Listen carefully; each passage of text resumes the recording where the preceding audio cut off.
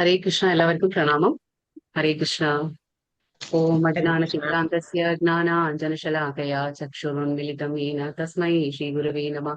ശ്രീചൈതന്യമനോഭീഷ്ടം സ്ഥാപിതം യേന ഭൂതലേ സ്വയം രൂപ കഥാ മഹ്യം ദദാതി സ്വപദാന്തുകം. വന്ദേഹം ശ്രീഗുരോ ശ്രീയുതപദകമലം ശ്രീഗുरून् वैष्णवांश्च श्रीरूपं साग्रजातं सहगणा रघुनाथान्वितं तं सजीवं साद्वैतं सावधूतं परिजनसहितं कृष्णचैतन्यदेवं श्रीराधा कृष्णपादान् सहगणा ललिता श्रीविशाखान्वितांश्च. हे कृष्णा करुणा सिन्धो दीनबन्धो जगत्पते गोपेश गोपिका कान्ता राधा कान्त नमोऽस्तुते. तप्त काञ्चन गौराङ्गी राधे वृन्दावनेश्वरी वृषभानुसुते देवी प्रणमामि हरिप्रिये. वाञ्छाकल्पतरुभ्यश्च कृपा सिन्धुभ्य एव च पतितानां पावनेभ्यो वैष्णवेभ्यो नमो नमः. नमो विष्णुपादाय कृष्णपृष्ठाय भूतले श्रीमते भक्तिवेदान्तस्वामिन् इति नामिने. नमस्ते सारस्वते देवे गौरवाणी प्रचारिणे निर्विशेष शून्यवादी पाश्चात्यदेशतारिणे. जय श्री कृष्ण चैतन्य प्रभु नित्यानंद श्री अद्वैत गदाधरा श्रीवासादि गौरभक्तवृंद. हरे कृष्णा कृष्ण कृष्ण हरे हरे हरे राम राम राम हरे हरे. ഹരേ കൃഷ്ണ. എല്ലാവർക്കും പ്രണാമം. ഹരേ കൃഷ്ണ. അധ്യായം 10. ഇന്നലത്തെ അധ്യായത്തിന്റെ പേരെന്തായിരുന്നു? എന്താണ് അങ്ങനെ പറഞ്ഞ രാജവിദ്യ രാജഗുഹ്യം എന്ന് പറഞ്ഞാൽ എന്താ? വിദ്യകളിൽ വെച്ച്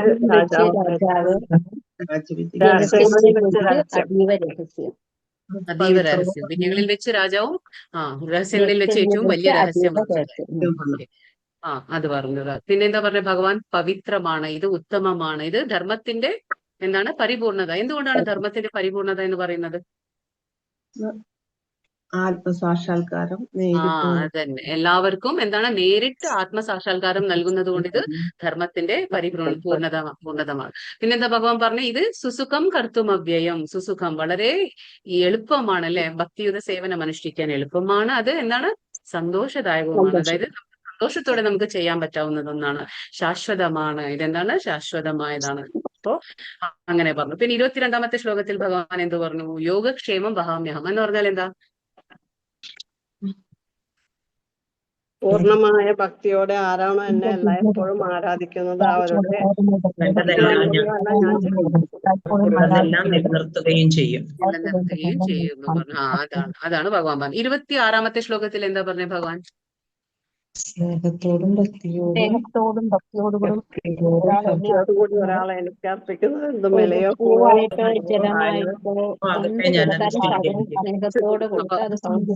എന്ത് കൊടുക്കുമ്പോഴും ഭഗവാന് 2 കാര്യം എന്തായിരിക്കണം? അവിടെ എന്തുണ്ടായിരിക്കണം? സ്നേഹവും ഭക്തി ഉണ്ടായിരിക്കണം. 2 ഉണ്ടായിരിക്കണം. ഓക്കെ. അപ്പൊ 25-ാമത്തെ ശ്ലോകത്തിൽ ഭഗവാൻ എന്ത് പറഞ്ഞു? ആരൊക്കെയാണോ, അതായത് ദേവന്മാരെ പൂജിക്കുന്നവരുടെ ദേവന്മാരുടെ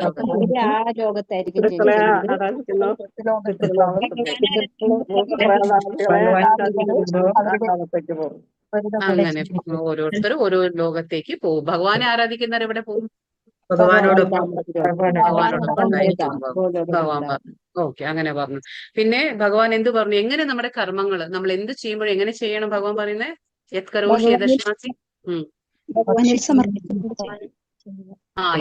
ചെയ്യുമ്പോഴോ, നമ്മൾ എന്ത് നിവേദിക്കുന്നുവോ, എന്ത് ചെയ്യുന്നുവോ, എന്ത് ദാനം ചെയ്യുന്നുവോ എല്ലാം എങ്ങനെ ചെയ്യണം? 29-ാം ശ്ലോകത്തിൽ ഭഗവാൻ എന്തിനെ കുറിച്ചാണ് പറയുന്നത്? ഭഗവാനെ അസൂയയും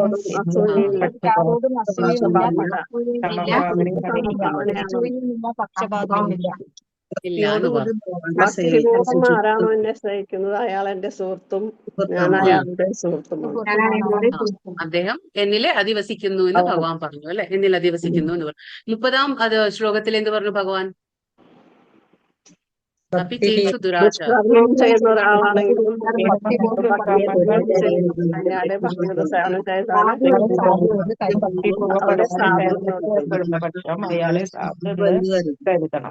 അങ്ങനെ കരുതണമെന്ന് പറഞ്ഞു. സാധുവാണെന്ന് കരുതണം എന്ന് പറഞ്ഞു. 31-ാമത്തെ ശ്ലോകത്തിൽ ഭഗവാൻ അർജുനോട് ഒരു കാര്യം പറയാൻ പറഞ്ഞു. എന്താണ് പറഞ്ഞത് അർജുനോട്? എന്റെ ഭക്തനൊരിക്കലും എന്റെ ഭക്തന് നാശം ഒരിക്കലും നാശം സംഭവിക്കത്തില്ല എന്ന് സംഭവിക്കില്ല എന്ന് എന്റെ ഉറപ്പിച്ച് ഭക്തന് പറയുക. കൗന്തേയ പ്രതിജാനീഹി നമേ ഭക്ത പ്രണശ്യതി, അങ്ങനെ പറഞ്ഞു അല്ലെ. എന്റെ ഭക്തൻ ഒരിക്കലും നാശം സംഭവിക്കില്ല എന്ന് അർജുനോട് പ്രഖ്യാപിക്കാൻ പറഞ്ഞു. അതാണ് പറഞ്ഞു ഭഗവാൻ 31-ാമത്തെ ശ്ലോകത്തിൽ. 32-ാമത്തിൽ എന്ത് പറഞ്ഞു? ഭഗവാൻ പറഞ്ഞു, സ്ത്രീ ആയാലും അധമകുലത്തിൽ ജനിച്ചാലും വൈശ്യരായാലും ശൂദ്രരായാലും ഭക്തിയുത സേവനം അനുഷ്ഠിക്കുമ്പോൾ ഭഗവാന്റെ പരമപദം പ്രാപിക്കും. ലാസ്റ്റ് ശ്ലോകത്തിൽ 4 കാര്യം എന്താണ് ഭഗവാൻ പറഞ്ഞത്? 34-ാമത്തെ ശ്ലോകത്തിൽ എന്താ 4 കാര്യം? എന്നിൽ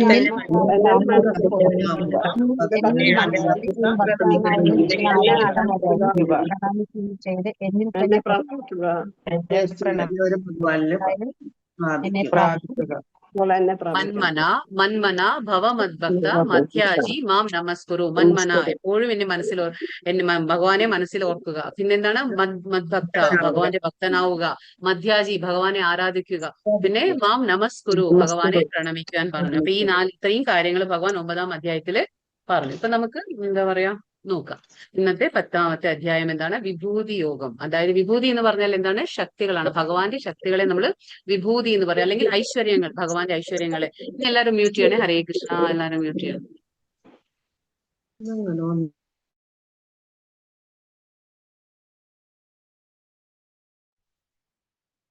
ഭഗവാന്റെ ശക്തികളെ എന്താ പറയാ? ഭഗവാന്റെ ശക്തികളെ അല്ലെങ്കിൽ ഭഗവാന്റെ ഐശ്വര്യങ്ങളെ നമ്മൾ വിഭൂതി എന്ന് പറയും. അപ്പൊ ഭഗവാന്റെ വിഭൂതി യോഗമാണ്. അതായത് നമ്മുടെ ഈ സാധാരണമായ ഇന്ദ്രിയങ്ങളെ കൊണ്ടിട്ട് എങ്ങനെയാണ്, ഭൗതിക ഇന്ദ്രിയങ്ങളെ കൊണ്ട് നമുക്ക് എങ്ങനെയാണ് ഭഗവാനെ കാണാൻ കഴിയുന്നത്, ഭഗവാൻ എങ്ങനെയാണ് ഗ്രഹിക്കാൻ കഴിയുന്നത്? അതായത് നമുക്കിപ്പോ പുറത്തിറങ്ങുമ്പോൾ, നമ്മൾ ഈ ഭൗതിക പ്രപഞ്ചത്തിൽ പുറത്തിറങ്ങുമ്പോൾ ഈ ഭഗവാൻ എങ്ങനെയാണ്? ഭഗവാൻ എല്ലായിടത്തും നിറഞ്ഞു നിൽക്കുകയാണ്. ഭഗവാന്റെ ആ ശക്തികൾ, ഭഗവാന്റെ വിഭൂതികൾ എല്ലായിടത്തും ഉണ്ട് ഭഗവാന്റെ. അതെങ്ങനെയാണ് നമ്മുടെ ഇന്ദ്രിയങ്ങൾ കൊണ്ട് എങ്ങനെയാണ് നമുക്ക് ഭഗവാനെ കാണാൻ, ഗ്രഹിക്കാൻ, മനസ്സിലാക്കാൻ കഴിയുന്നത്? അതാണ് ഇപ്പൊ ഭഗവാൻ പറഞ്ഞു തരുന്നത്. അല്ലാതെ നമുക്ക് ഭഗവാനെ കാണാൻ പറ്റില്ലല്ലോ. അപ്പൊ അതാണ് ഭഗവാൻ ഇവിടെ പറഞ്ഞു തരുന്നത്, എങ്ങനെ നമ്മുടെ സാധാരണമായ ഈ ഇന്ദ്രിയങ്ങൾ കൊണ്ട് ഭഗവാനെ ഗ്രഹിക്കാനും മനസ്സിലാക്കാനും കഴിയുന്നത്. അപ്പൊ എന്തൊക്കെ കാണുമ്പോൾ നമുക്ക് ഭഗവാനെ ഓർക്കാൻ പറ്റും? ഭൗതിക പ്രപഞ്ചത്തിലെ ഓരോന്നും കാണുമ്പോൾ എങ്ങനെയാണ് നമുക്ക് ഭഗവാനെ ഓർക്കേണ്ടത്? കാരണം ഭഗവാൻ പറയില്ലേ എപ്പോഴും എന്താണ്? എന്നെ കുറിച്ച് ഓർക്കണം, എന്നെ കുറിച്ച് സ്മരിക്കാൻ, എല്ലായ്പ്പോഴും ഭഗവാൻ പറയുന്നില്ലേ? തസ്മാ സർവേഷു കാലേഷു മാ മനുസ്മര യുദ്ധച്ച എന്ന് പറയും. എല്ലായ്പ്പോഴും എന്നെ ഓർക്കാൻ പറയും ഭഗവാൻ. പക്ഷെ നമുക്ക് എങ്ങനെ ഓർക്കാൻ പറ്റുക ഭഗവാനെ? അതിനെ കുറിച്ചാണ് ഇപ്പോൾ ഭഗവാൻ പറഞ്ഞു തരുന്നത്. അപ്പൊ നമുക്ക് നോക്കാം എന്താണ്. ശ്രീ ഭഗവാനുവാച ഭൂയ ഏവ മഹാബാഹോ ശൃണു മേ പരമം വചഃ യത്തേഹം പ്രിയമാണായ വക്ഷ്യാമി ഹിതകാമ്യയാ. പരമദിവ്യോത്തമ പുരുഷൻ അരുളി ചെയ്തു. എന്താണ്? കൈകരുത്തുള്ള അർജുന, നീ എന്റെ സുഹൃത്തായതുകൊണ്ട് നിന്റെ നന്മയ്ക്കായി ഇനിയും ഞാൻ ഉപദേശിക്കാം. എന്താണ്? ജ്ഞാനം ഉപദേശിക്കാം, കേൾക്കൂ. ഞാൻ നേരത്തെ ഉപദേശിച്ചതിലും ഉത്തമമായ ജ്ഞാനമാണ്. ഇപ്പൊ ഭഗവാൻ പറയുന്നു, ഇപ്പൊ നമുക്കറിയാം ഗുഹ്യമായ രഹസ്യങ്ങളിൽ വെച്ച് ഏറ്റവും വലിയ രഹസ്യമായ ഭഗവാൻ ഭക്തിയോഗത്തിന്റെ ആ കാര്യങ്ങളൊക്കെ പറഞ്ഞു കൊടുത്തു. പക്ഷെ ഭഗവാൻ പറയാനിപ്പോ അതിലും വലിയൊരു കാര്യങ്ങൾ ജ്ഞാനമാണ് ഞാൻ നിനക്ക് തരാൻ പോകുന്നത്. കാരണം എന്താണ്? ഭഗവാൻ അർജുനോട് പറഞ്ഞ സുഹൃത്തായതുകൊണ്ട്. ഇപ്പൊ നേരത്തെ അധ്യായത്തിൽ നമ്മൾ മനസ്സിലാക്കി ഭഗവാൻ അർജുനെ തെരഞ്ഞെടുക്കാൻ കാരണം എന്താണ്? ഭഗവാൻ അർജുനെ തെരഞ്ഞെടുക്കാൻ ഒരു കാരണം എന്ന് പറഞ്ഞാൽ അർജുന് അസൂയാലു അല്ല. അർജുനൻ എന്താണ്? അസൂയാലു അല്ല ഭഗവാനോട്. നമുക്കിനോട് പറഞ്ഞില്ല, അരിഷഡ് വർഗങ്ങൾ കാമ ക്രോധ ലോഭ മോഹ മത മാത്സര്യ, അതൊന്നും നമുക്ക് ഉണ്ടാവാൻ പാടില്ല. അപ്പൊ ഇതൊക്കെ ക്രമേണം തന്നെ ഇല്ലാതാകുന്നുള്ളൂ. അപ്പൊ ഭഗവാൻ മെയിൻ ആയിട്ട് എന്താണ്? നമുക്ക് ഭഗവാനിലെ വിശ്വാസം ഉണ്ടായിരിക്കും, അസൂയ ഉണ്ടാകാൻ പാടില്ല. ഭഗവാന്റെ കാര്യങ്ങളൊക്കെ നമുക്ക് മനസ്സിലാക്കി എടുക്കണമെങ്കിൽ അസൂയ പാടില്ല. ഒരു ഉറ്റ മിത്രനും ഭക്തനും ശിഷ്യനും ഒക്കെ ആവണം നമ്മൾ. അപ്പൊ സുഹൃത്താണ് ആര്? അർജുനൻ. അതുകൊണ്ടാണ് ഭഗവാൻ പറയുന്നത് ഇനിയും കൂടുതലുള്ള ജ്ഞാനം ഞാൻ നിനക്ക് പറഞ്ഞു തരാം എന്ന് പറയാണ്. നമേ വിദുസുരഗണാഹ പ്രഭവം ന മഹർഷയഃ ആദിർഹി ദേവാനാം മഹർഷീണാം ച സർവശഃ. എന്റെ ഉൽപ്പത്തി, വിഭൂതി എന്നിവയെ പറ്റി ദേവന്മാർക്കോ ഋഷികൾക്കോ അറിഞ്ഞുകൂടാ. അപ്പൊ ആർക്കൊക്കെ അറിഞ്ഞുകൂടാന്ന് ഭഗവാൻ പറയുന്നു ഇവിടെ? ദേവന്മാർക്കായാലും അല്ലെങ്കിൽ ഋഷികൾക്കായാലും ഭഗവാന്റെ കാര്യങ്ങൾ, അതായത് ഭഗവാന്റെ വിഭൂതി എന്ന് പറഞ്ഞാൽ ഐശ്വര്യങ്ങൾ അല്ലെങ്കിൽ ഭഗവാന്റെ ആ ശക്തികളെ കുറിച്ചൊന്നും മനസ്സിലാക്കാൻ കഴിയില്ല. ഈവൻ അവർക്ക് പോലും പറ്റില്ല എന്നാ ഭഗവാൻ പറയുന്നത്. അപ്പൊ നമുക്ക് മനസ്സിലാക്കാം. പക്ഷെ നമുക്ക് ഭക്തിയിലൂടെ മാത്രമേ ഭഗവാനെ മനസ്സിലാക്കാൻ സാധിക്കുകയുള്ളൂ. അല്ലാതെ നമ്മുടെ ഒരുപാട് ജ്ഞാനം കൊണ്ടൊന്നും നമുക്ക് ഭഗവാനെ മനസ്സിലാക്കാൻ സാധിക്കില്ല ഏത് വിധത്തിലും അവരുടെ എല്ലാം ഉത്ഭവസ്ഥാനം ഞാൻ തന്നെയാണ്. അപ്പൊ ആരാണ്? ഭഗവാൻ തന്നെയാണ്. ഭഗവാൻ എന്താണ്? ഋഷിമാരുടെ ആയാലും ദേവന്മാരുടെ ആയാലും ഒക്കെ ഉത്ഭവസ്ഥാനം ആരാണ്? ഭഗവാൻ തന്നെ ആകുന്നു. അപ്പൊ നമുക്ക് ഈ ചിത്രത്തിൽ എന്താ കാണുന്നത്? ഇവിടെ ആരായിരിക്കുന്നത്? ദേവകിയാണ്. അപ്പൊ ദേവകി മാത ഗർഭവതിയാണ്. അപ്പൊ ആ ഗർഭസ്ഥ ശിശു ആരാണ്? ഭഗവാനാണ്. ശ്രീകൃഷ്ണ ഭഗവാൻ ആ ദേവകി മാതായുടെ ഗർഭത്തിലുണ്ട്.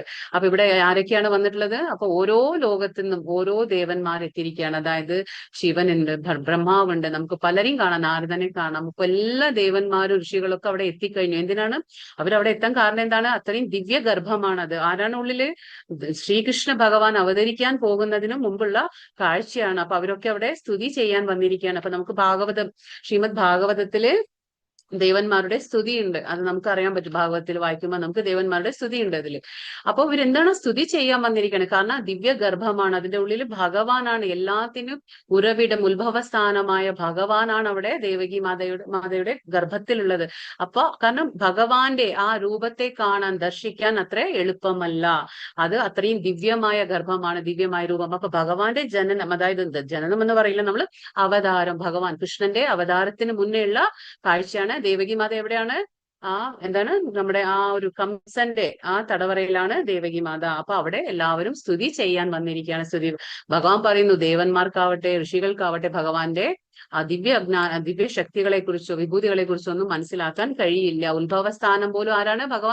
ഭഗവാനാണ്. ശ്രീകൃഷ്ണ ഭഗവാനാണ് അവരുടെയൊക്കെ ഉത്ഭവസ്ഥാനം. ഏതാം വിഭൂതി യോഗം ച മമയോ വേതി തത്വതഃ സോപി കൽപേന യോഗേന യുജ്യതേ നാത്ര സംശയഃ.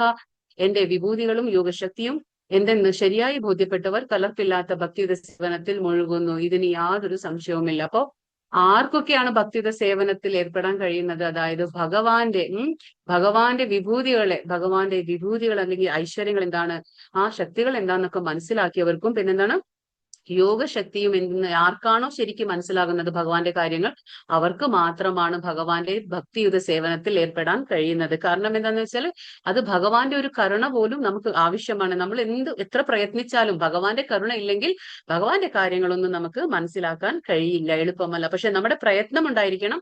രണ്ടാമത്തേത് എന്താണ്? ഭഗവാന്റെ കാരുണ്യം. ഈ രണ്ടും ഉണ്ടെങ്കിൽ അവിടെ എന്താണ്? ഭഗവാന്റെ കാര്യങ്ങൾ നമുക്ക് മനസ്സിലാക്കാൻ പറ്റും. അപ്പൊ ഭഗവാൻ പറയുന്നു, ആർക്കൊക്കെ എന്റെ യോഗശക്തിയും വിഭൂതികളൊക്കെ മനസ്സിലാക്കാൻ കഴിയും, അവര് കലർപ്പില്ലാത്ത. എന്തുകൊണ്ടാണ് ഈ വേർഡ് വരുന്നത് ഇവിടെ? കലർപ്പില്ലാത്ത എന്ന് പറഞ്ഞാല് രണ്ട് കാര്യങ്ങൾ ഉണ്ടാവാൻ പാടില്ല. അതായത് ശുദ്ധ ഭക്തി, അതിനെ നമ്മൾ അനന്യഭക്തി എന്ന് പറയും. പരിപൂർണമായ ശുദ്ധ ഭക്തി അല്ലെങ്കിൽ അനന്യഭക്തി എന്ന് പറയുമ്പോൾ അന്യ അഭിലാഷിത ശൂന്യം ജ്ഞാനകർമാദി അനാവൃത്തം എന്നുള്ള ഒരു വാക്കുണ്ട്. അത് നമുക്ക് തേർഡ് ലെവലിൽ മനസ്സിലാക്കാം. ഈ ശ്ലോകം ഭക്തി രസാമൃത സിന്ധുവിൽ വരുന്ന ശ്ലോകമാണ്. അന്യാഭിലാഷിത ശൂന്യം ജ്ഞാനകർമാദി അനാവൃത്തം ആനുകൂല്യേന കൃഷ്ണാനുശീലനം ഭക്തി ഉത്തമം. എന്തുകൊണ്ട് ഇങ്ങനെ പറയുന്നു? ആ ഭക്തി ശുദ്ധ ഭക്തി ആവണമെങ്കിൽ അവിടെ രണ്ട് കാര്യങ്ങൾ ഉണ്ടാവാൻ പാടില്ല. അതായത് നമ്മുടെ കാമ്യകർമ്മങ്ങൾ ഉണ്ടാവാൻ പാടില്ല. ഭക്തി ചെയ്യുമ്പോൾ എന്താണ്? ഞാൻ ഭക്തി ചെയ്യുമ്പോൾ എനിക്ക് എന്തെങ്കിലും കിട്ടും ഭഗവാനിൽ നിന്ന്, അങ്ങനെ പ്രതീക്ഷ പാടില്ല. രണ്ടാമത്തെ എന്താണ്? ജ്ഞാനം പാടില്ല. അത് എങ്ങനത്തെ ജ്ഞാനം? എങ്ങനെയുള്ള ജ്ഞാനം? അതായത് മാനസികമായിട്ടുള്ള ഊഹാപോഹങ്ങളോടുകൂടിയ ആ ജ്ഞാനം നമുക്ക് ഉണ്ടാകാൻ പാടില്ല. മെന്റൽ സ്പെക്യുലേഷൻ എന്ന് പറയും നമ്മൾ. മെന്റൽ സ്പെക്യുലേഷൻ ഉണ്ടാവാൻ പാടില്ല. ഫ്രൂട്ടീവ് വർക്ക് എന്ന് പറയും. നമ്മൾ ഫലങ്ങൾ ആഗ്രഹിച്ചുകൊണ്ട് ചെയ്യുന്ന കർമ്മങ്ങൾ അവിടെ ഉണ്ടാവാൻ പാടില്ല. അങ്ങനെ ഉണ്ടെങ്കിൽ മാത്രമേ അത് കലർപ്പില്ലാത്ത ഭക്തി ആകുന്നുള്ളൂ. അത് ശുദ്ധ ഭക്തി, അനന്യഭക്തി എന്ന് നമ്മൾ പറയുന്നു. അപ്പൊ ഇതിന് യാതൊരു സംശയമില്ല, അങ്ങനെയുള്ള ആൾക്കാര് അതിൽ ഏർപ്പെടും എന്നാണ് ഭഗവാൻ ഇവിടെ പറയുന്നത്. ഇപ്പോ ഭഗവത്ഗീതയില് 700 ശ്ലോകങ്ങളുണ്ട്. നമുക്കറിയാം 700 ശ്ലോകങ്ങളുണ്ട്.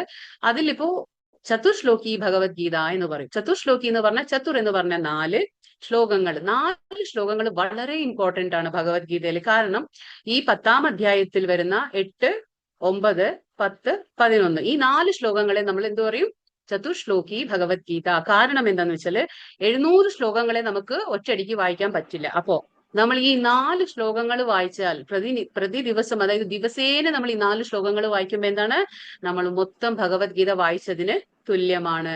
അതുകൊണ്ടാണ് ഈ 4 ശ്ലോകങ്ങളെ നമ്മൾ ചതുർശ്ലോകി ഭഗവത്ഗീത എന്ന് പറയും. 8, 9, 10, 11 10ാം അധ്യായത്തില്. അപ്പൊ ഈ 4 ശ്ലോകങ്ങൾ എന്താണ്?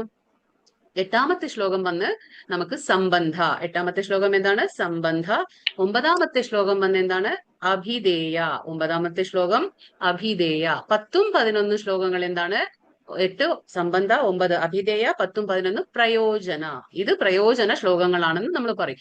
എന്തുകൊണ്ട് ഇങ്ങനെ പറയുന്നു എന്ന് വെച്ചാല് മൊത്തം ഭഗവത്ഗീതയിലെ ആ സാരം, അതായത് ആ എസെൻസ് ഒക്കെ ഈ 4 ശ്ലോകത്തിൽ പറയുന്നുണ്ട് ഭഗവാൻ. അതുകൊണ്ടാണ് നമ്മൾ ഈ 4 ശ്ലോകം പറഞ്ഞു കഴിഞ്ഞാല് മൊത്തം ഭഗവത്ഗീത പറയുന്നതിന്റെ തുല്യമാണ്. അതുകൊണ്ടാണ് ചതുശ്ലോകി ഭഗവത്ഗീത. ഇതേപോലെ ഭാഗവതത്തിലും ഉണ്ട് ചതുശ്ലോകി ഭാഗവതം. അപ്പൊ ഈ 4-ൽ എന്താ പറയുന്നത്? സംബന്ധ, അഭിധേയ, പ്രയോജന. എന്താണ് സംബന്ധ? സംബന്ധം എന്ന് പറഞ്ഞ റിലേഷൻഷിപ്പ്, ആ ഒരു ബന്ധം ഭഗവാനും ജീവാത്മാവും. നമ്മളൊക്കെ എന്താണ്? ജീവാത്മാക്കൾ. അപ്പൊ ഈ ജീവാത്മാവും ഭഗവാനും തമ്മിൽ ഒരു ബന്ധമുണ്ട്. എന്താണ് ആ ബന്ധം? അത് മനസ്സിലാക്കണം. ഭഗവാൻ യജമാനനും നമ്മളൊക്കെ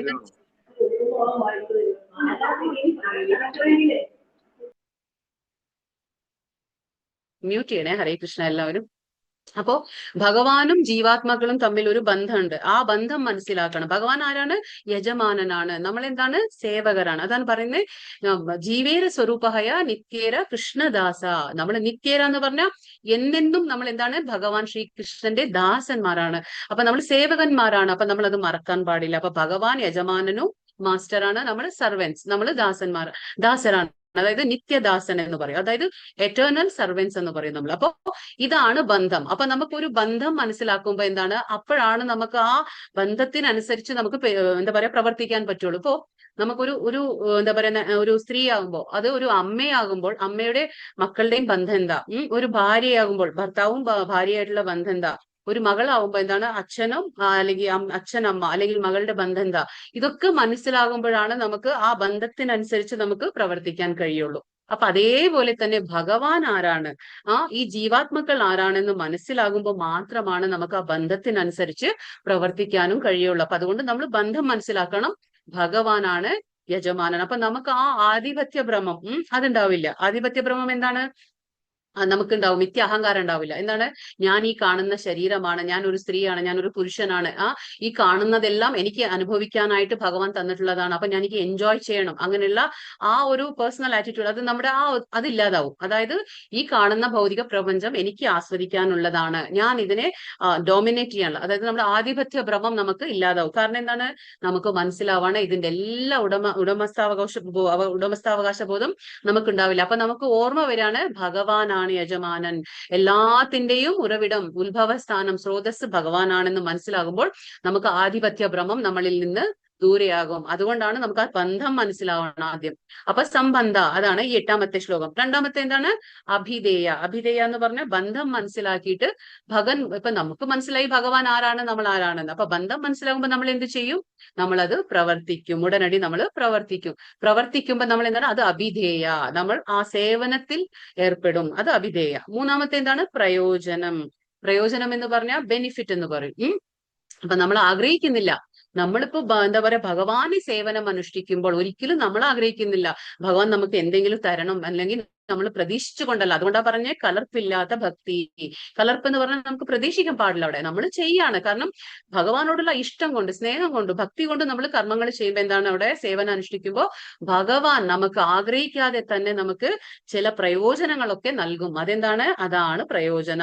10ഉം 11ഉം ശ്ലോകങ്ങൾ എന്താണ്? പ്രയോജനം. ഭഗവാൻ നമുക്ക് തരുന്ന ആനുകൂല്യങ്ങൾ എന്താണ്? ആ ഫലങ്ങൾ, അത് നമുക്ക് മനസ്സിലാക്കപ്പോ ഇതിപ്പോ ആദ്യത്തെ ശ്ലോകം എന്താണ്? സംബന്ധ.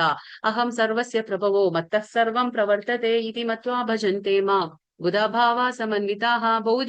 ഭൗതിക ആധ്യാത്മിക ലോകങ്ങളുടെ ഉറവിടം ഞാനാണ്, എല്ലാം എന്നിൽ നിന്നാണ് ഉണ്ടായത്. ഇത് പൂർണ്ണമായി അറിയുന്ന ബുദ്ധിമാന്മാര് അവരെന്താ ചെയ്യാ? എന്റെ സേവനത്തിൽ ഏർപ്പെടുകയും എന്നെ ഉള്ളഴിഞ്ഞ് ആരാധിക്കുകയും ചെയ്യുന്നു. ഇതാണ് സംബന്ധ. അപ്പോ എന്താണ് ഇവിടെ നമുക്ക് ഭഗവാൻ മനസ്സിലാക്കി തരുന്നത്? നമ്മളിപ്പോ ഈ കാണുന്ന എന്ത് ഭൗതികമായിട്ട് കാണുന്നതും പിന്നെ ആധ്യാത്മിക ലോകങ്ങൾ എന്തൊക്കെയുണ്ടോ, എവിടേക്ക് എത്രയ്ക്കുണ്ടോ, അതൊക്കെ എന്താണ്? ഭഗവാനിൽ നിന്നാണ് ഉണ്ടായത്. അപ്പോ ഉത്ഭവസ്ഥാനം ആരാണ്? ഭഗവാനാണ്. ഇത് മനസ്സിലാക്കണം. ആർക്കാണോ ഇത് പൂർണ്ണമായി ബോധ്യപ്പെടുന്നത്, മനസ്സിലായ ഉടനെ അവരെന്ത് ചെയ്യുന്നു? സേവനത്തിൽ ഏർപ്പെടുകയും. നമ്മൾ എപ്പോഴും പറയും ഭക്തി എന്ന് പറഞ്ഞാൽ എന്താണ്? അവിടെ സേവനം ഉണ്ടായിരിക്കണം. നവവിധ ഭക്തി, 9 രീതിയിലുള്ള ഭക്തി ഉണ്ട്. അപ്പൊ 9 രീതിയിലുള്ള ഭക്തിയിൽ നമുക്ക് ഏതും സ്വീകരിക്കാം. ശ്രവണം, കീർത്തനം, സ്മരണം, പാദസേവനം, അർച്ചനം, വന്ദനം, ദാസ്യം, സഖ്യം, ആത്മനിവേദനം. അപ്പൊ ഏതും സ്വീകരിക്കാം. അപ്പൊ എന്താ പറയുന്നത് ഭഗവാൻ ഇവിടെ? ബുദ്ധിമാന്മാര് എന്റെ സേവനത്തിൽ ഏർപ്പെടുകയും എന്നെ ഉള്ളഴിഞ്ഞ് ആരാധിക്കുകയും ചെയ്യുന്നു എന്ന് ഭഗവാൻ ഇവിടെ പറയാണ്. അതാണ് സംബന്ധ. ഭഗവാനെ നമുക്ക് മനസ്സിലായി, ഭഗവാൻ ആരാണെന്ന് മനസ്സിലായി. അപ്പൊ നമ്മൾ എന്ത് ചെയ്യും നെക്സ്റ്റ്? അത് പിന്നെ അഭിധേയ വരും. അതിനു മുന്നേ നമുക്ക് ഇവിടെ ഒരു ശ്ലോകം പറയുന്നുണ്ട്. ഈ ശ്ലോകത്തിൽ എന്താ പറയുന്നത് നമുക്ക് നോക്കാം. അതായത് നമ്മളിപ്പോ പറഞ്ഞു ഭഗവാനാണ് ഭൗതിക ലോകങ്ങളുടെയും ആധ്യാത്മിക ലോകങ്ങളുടെയും ഉറവിടം, ഉത്ഭവസ്ഥാനം. അപ്പൊ എങ്ങനെയാണ് ഇപ്പൊ നാരായണൻ നിന്നാണ് എല്ലാം ഉത്ഭവിച്ചത് എന്ന് പറയാനുള്ള ഒരു ശ്ലോകമാണ്. അതായത് നാരായണാത് ബ്രഹ്മ ജായത്തെ, നാരായണാത് പ്രജാപതി പ്രജായത്തെ, നാരായണാത് ഇന്ദ്രോ ജായത്തെ, നാരായണാദഷ്ടൗ വസവോ ജായത്തെ, നാരായണാദേകാദശോ രുദ്രോ ജായത്തെ, നാരായണ ദ്വാദശ ഇങ്ങനെ പറഞ്ഞാൽ എന്താണ്?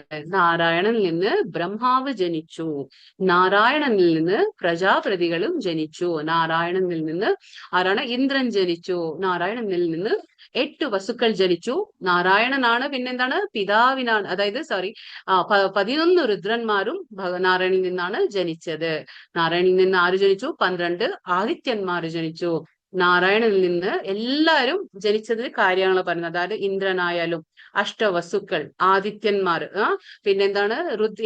ഏകാദശ രുദ്ര, 11 രുദ്രന്മാര്, ആദിത്യന്മാർ എത്രയാ? 12 ആദിത്യന്മാര്.